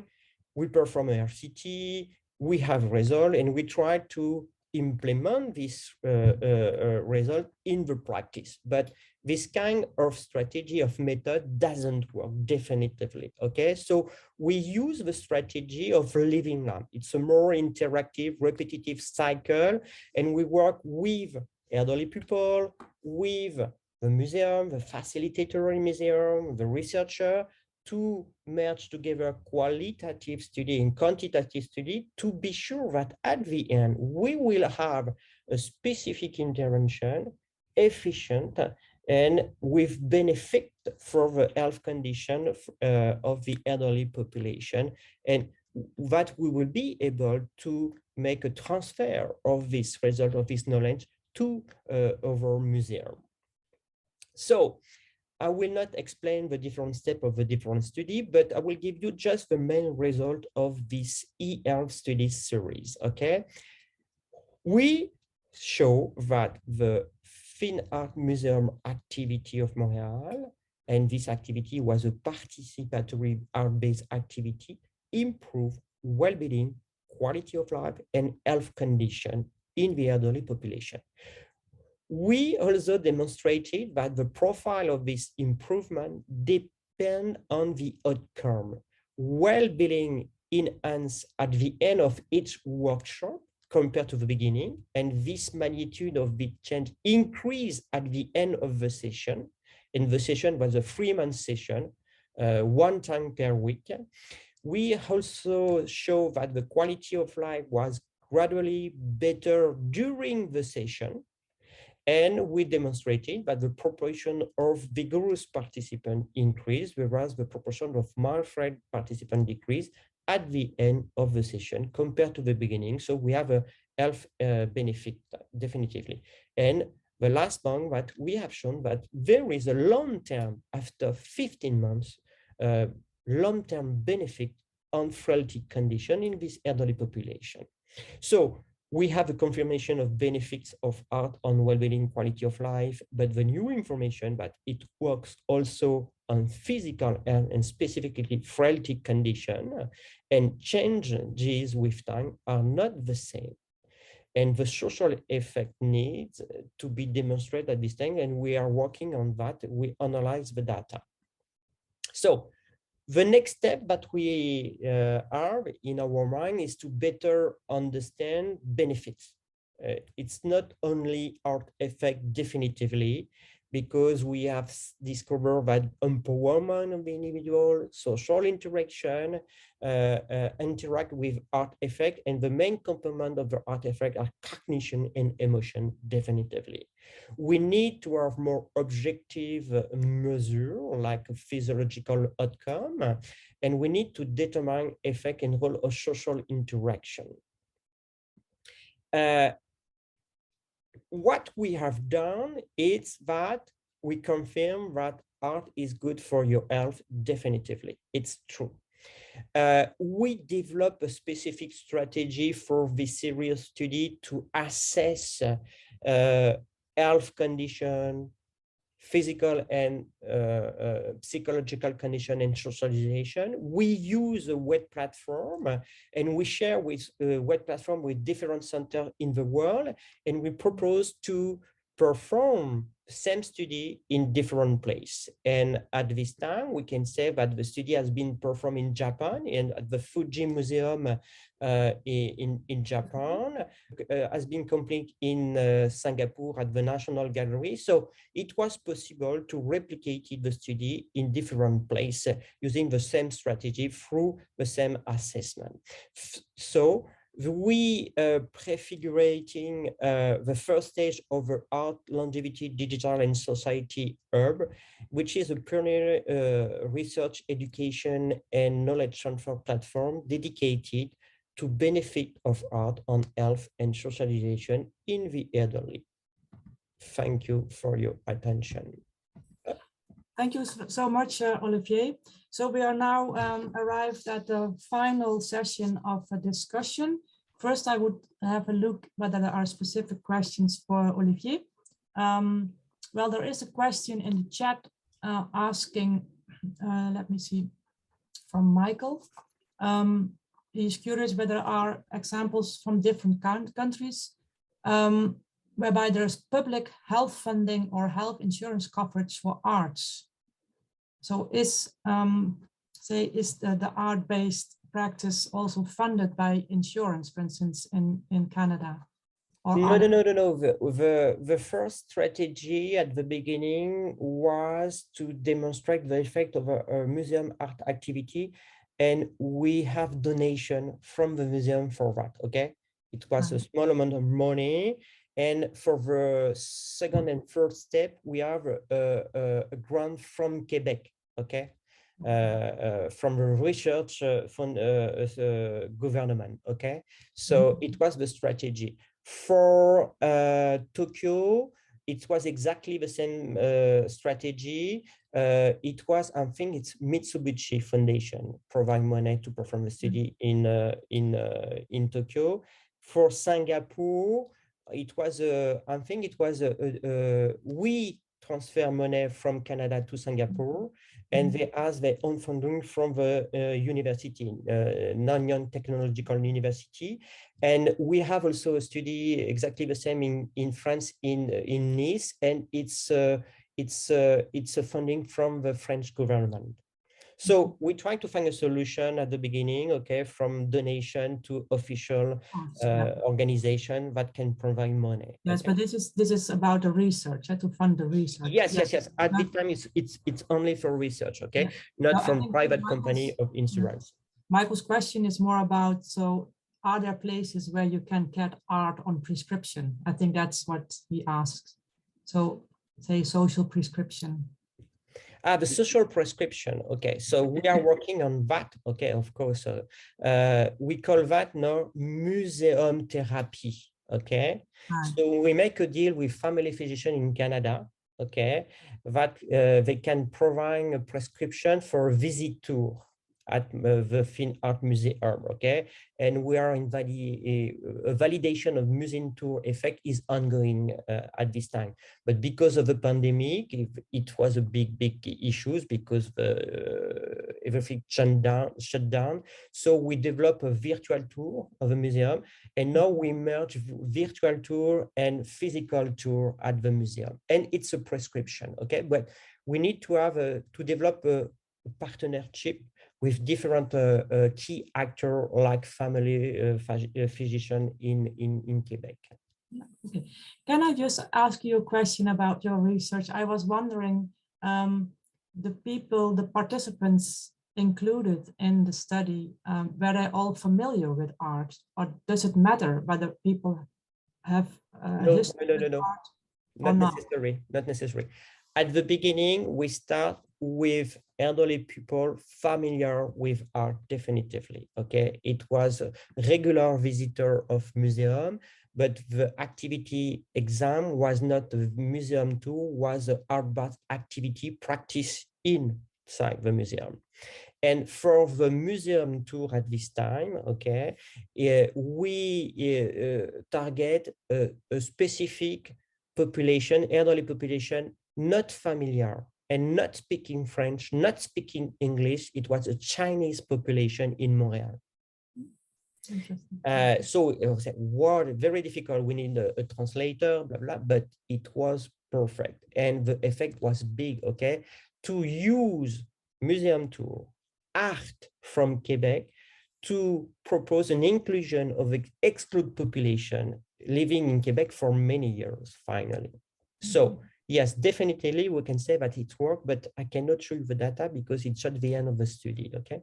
Okay, thank you. Okay, maybe Ian, you want like to add here? Yeah. Well, the first thing I want to do is just warmly welcome Melissa Menzer from the National Endowment for the Arts and Ina Gevers from the Niet Normaal Foundation, who have hopped on early in the morning. Thank you.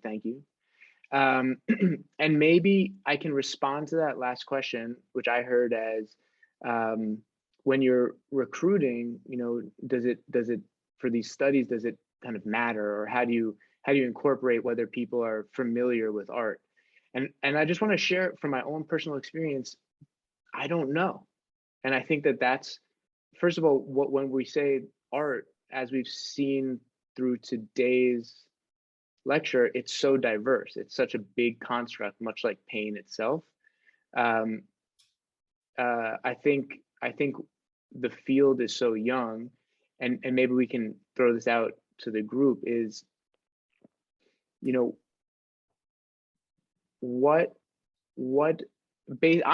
I'm curious after today's conversation, after these presentations, if any thoughts are emerging about what next steps are, what kind of either artistic practice, exhibition development, or creative scholarship have any ideas emerged or any critiques? Maybe I have a general question, Ian. What I was thinking about, so we talked very much about artworks, but there's also maybe a difference, or maybe not, or I don't know where the distinction is between, say, artistic therapy and working with artworks, isn't it? So like people go drawing or going singing in a choir, or, you know, which is creative things, but it's not really art, isn't it? Is that also something we have to reflect on a little bit? Because sometimes people say, well, there's a strict distinction between the two. You have artistic therapists, you know, they go singing with you or doing things, and you have artworks. I can maybe you don't elaborate on that, because in the project we did, this actually was also at hand. And we made a clear division between art education and art therapy. So where education is in fact a scholarly method for everyone. And I'm talking here about not education in the general sense, but in a very open form of learning. And where therapy is on the pathology side, And we chose to encounter it from the educational side. And that's more or less also my worry about the whole story of the relation between art and medicine. My question is, I come from the humanities, you know, and when it is all captured within a medical framework, you start to instrumentalize art. And I really would hope that we go somewhat the other side, that we start with the humanities and start to use this broader sense to make it practical also for the medical purposes. But always keep in mind that not to frame a patient as only a patient. He is basically a human being with a creative ability and an artistic ability and a possibility to self-develop his creative abilities. And in methods, in measurements, in the way you treat it, it has to be on the foreground, I think. So, and there it makes quite a difference with art therapy, because in art therapy, you come in as a patient, you come in for a certain issue. And in this, you get a certain therapy, and then you measure a certain effect. In the humanities, you start to be an individual. You do a certain process. You agree that not everything is measurable. And you create your own story or biography. So there's a kind of paradigm where you're in. And I think that in this dialogue between arts and medicine, this question about the paradigm has to be always on the back of our mind. Yeah, I think that's clear. Yeah. Ian, there's also a comment in the Q&A box. Maybe you can take that last comment. What kinds of new partnerships are required for next steps? For example, with health insurance companies, or maybe with big employers who want to incorporate arts into their health benefits, or maybe with very prominent artists who are very prominent public health figures who can serve as ambassadors for this agenda. I think this is a related question to mine, which is just initiating a conversation over kind of, now that there's been this shared dialogue, what's the next step in terms of collaborations, agenda, and I think maybe if I'm hearing your own correctly, I think then the next question I hear is, or that comes up for me, is when there's the question of how to measure impact, maybe there's even a precursor to that question, is if you should measure impact. And I think in some cases, maybe that's not a worthwhile expenditure of creative, intellectual, and financial resources. But if it is, even if you take a humanist perspective, I would ask not just you, but everybody, okay, how do you do that then? How do you continue to evolve the effort of evaluating what that impact is without being overly reductionistic? Hi, welcome everybody. And I just want to, of course, I did not follow everything, so I hope you had a very successful conference. I wanted to react on Jeroen's perspective just now, with the, you know, that of course you need to start from the humanities, but I don't think the two, when we talk about measurements, the two exclude each other, you know. So if I look at the things that I have been doing, and also in the collaborations, it's always from the artistic perspective, it's always from the humanities perspective. Actually, I think humanities at large is really in need of an upgrade in that sense, you know, like also when I'm talking about algorithms and AI, humanities is important. So humanities like really crucial here. At the same time, we have public reviews all the time.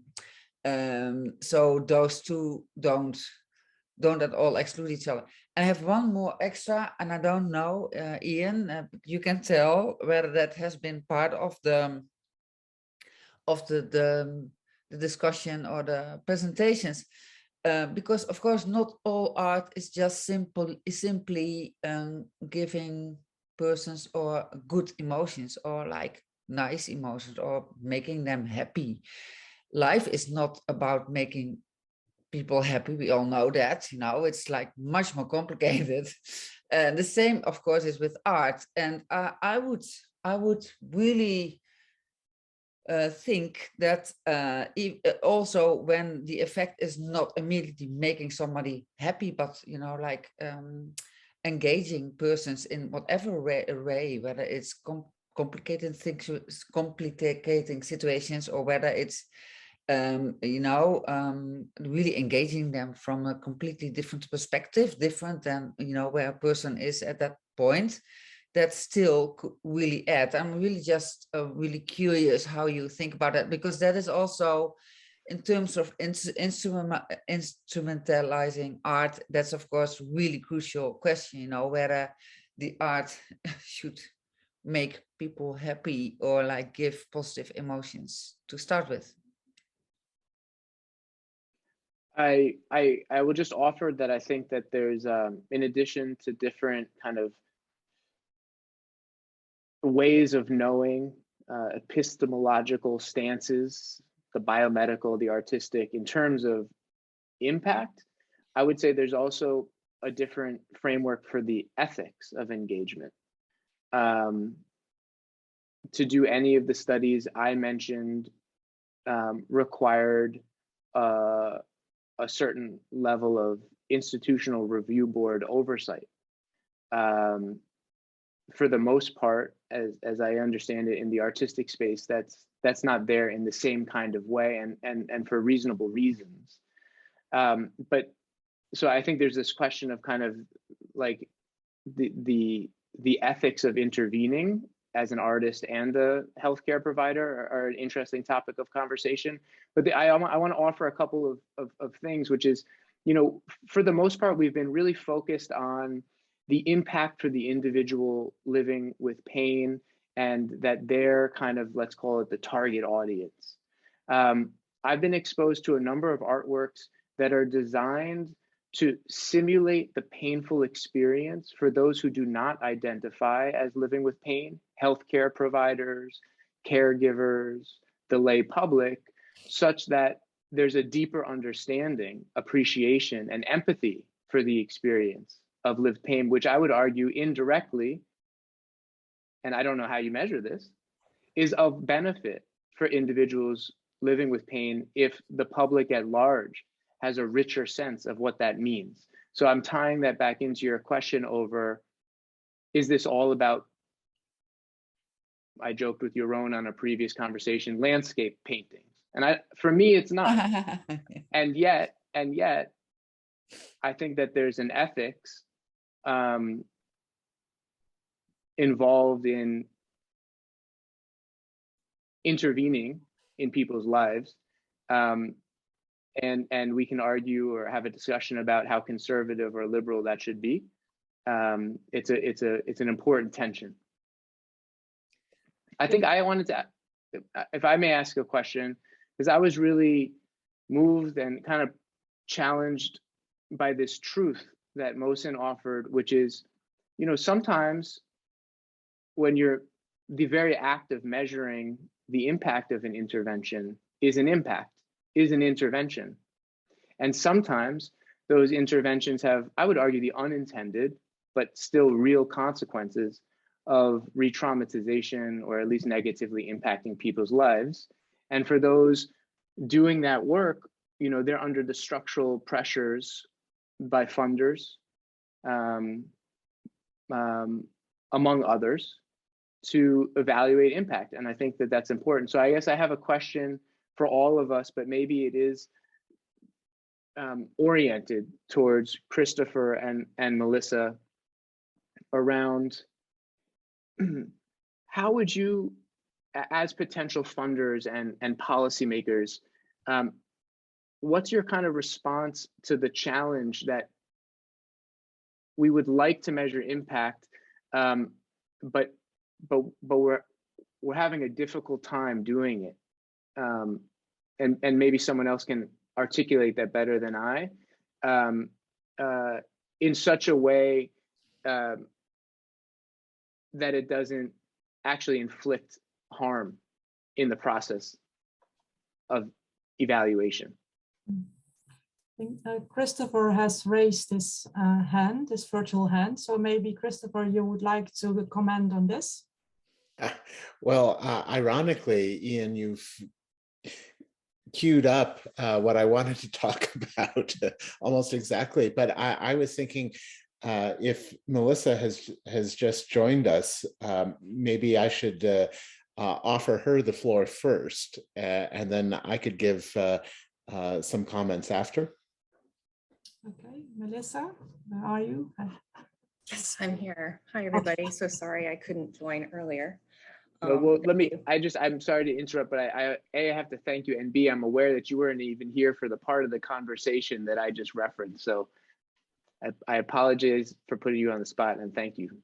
Oh, it's no problem at all. So I think directly as a funder, one of the things that we have done for our own research programs is to purposefully put in language about institutional review board and human ethics. And so in that way, we are hopefully preventing negative impact on individuals during the research process. And so at least from the perspective of the United States, the Institutional Review Board is something that is very important for research here in the US, especially if there's going to be any impact on health and well-being of participants or of researchers for that matter, or the public. And so for us to specifically say that we are interested in what you are planning to do in terms of making sure that you are protecting the rights and the privacy and the health of the people that are participating in your research, for you to tell us that basically pushes the researcher, wherever they're coming from, to think about these issues and to be very careful and thoughtful about how they approach research. And so hopefully that will yield to appropriate research that's going on in the field in the United States as well as across the world. And I'll stop there. Okay, so maybe I'll pick up from that. I think it's such a crucial issue, and I have on many occasions witnessed, been involved with projects that have had this as a fatal flaw. Everything from being in an IDP camp and having people ask the women assembled, could you raise your hand if you've been the victim of sexual violence? I'm not kidding. Or in the survey instrument, can you please describe your traumatic experience? I mean, really. And I think part of it is this reductionist objectification of the people that you're trying to help, that they become an object that we do something to, that we study, but we're not actually connecting with. And I go back to Auguste Boal and the theater of the oppressed. And really, if you're going to make an intervention, the person that you're wanting to help has to drive the narrative, has to be part of the journey. That it's not just a further objectification of the individual. On the larger issue of measurement, which I think is extremely important,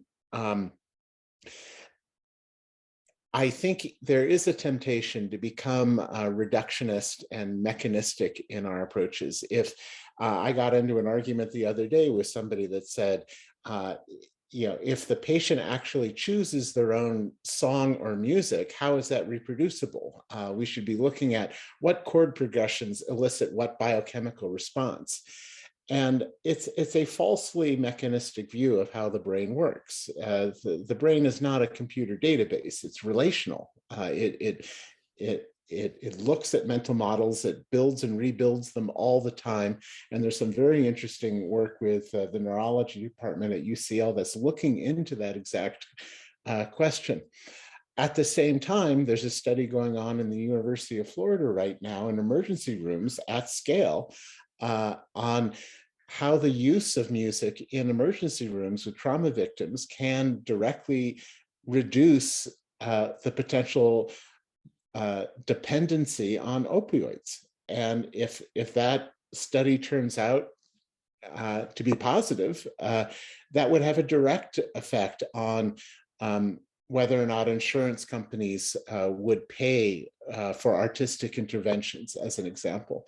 So really, when you boil it down, the dichotomy of the medicalized instrumentalist approach or the more fuzzy artistic approach, to me, it reminds me of the early 20th century debate in physics of, is light a wave or a particle?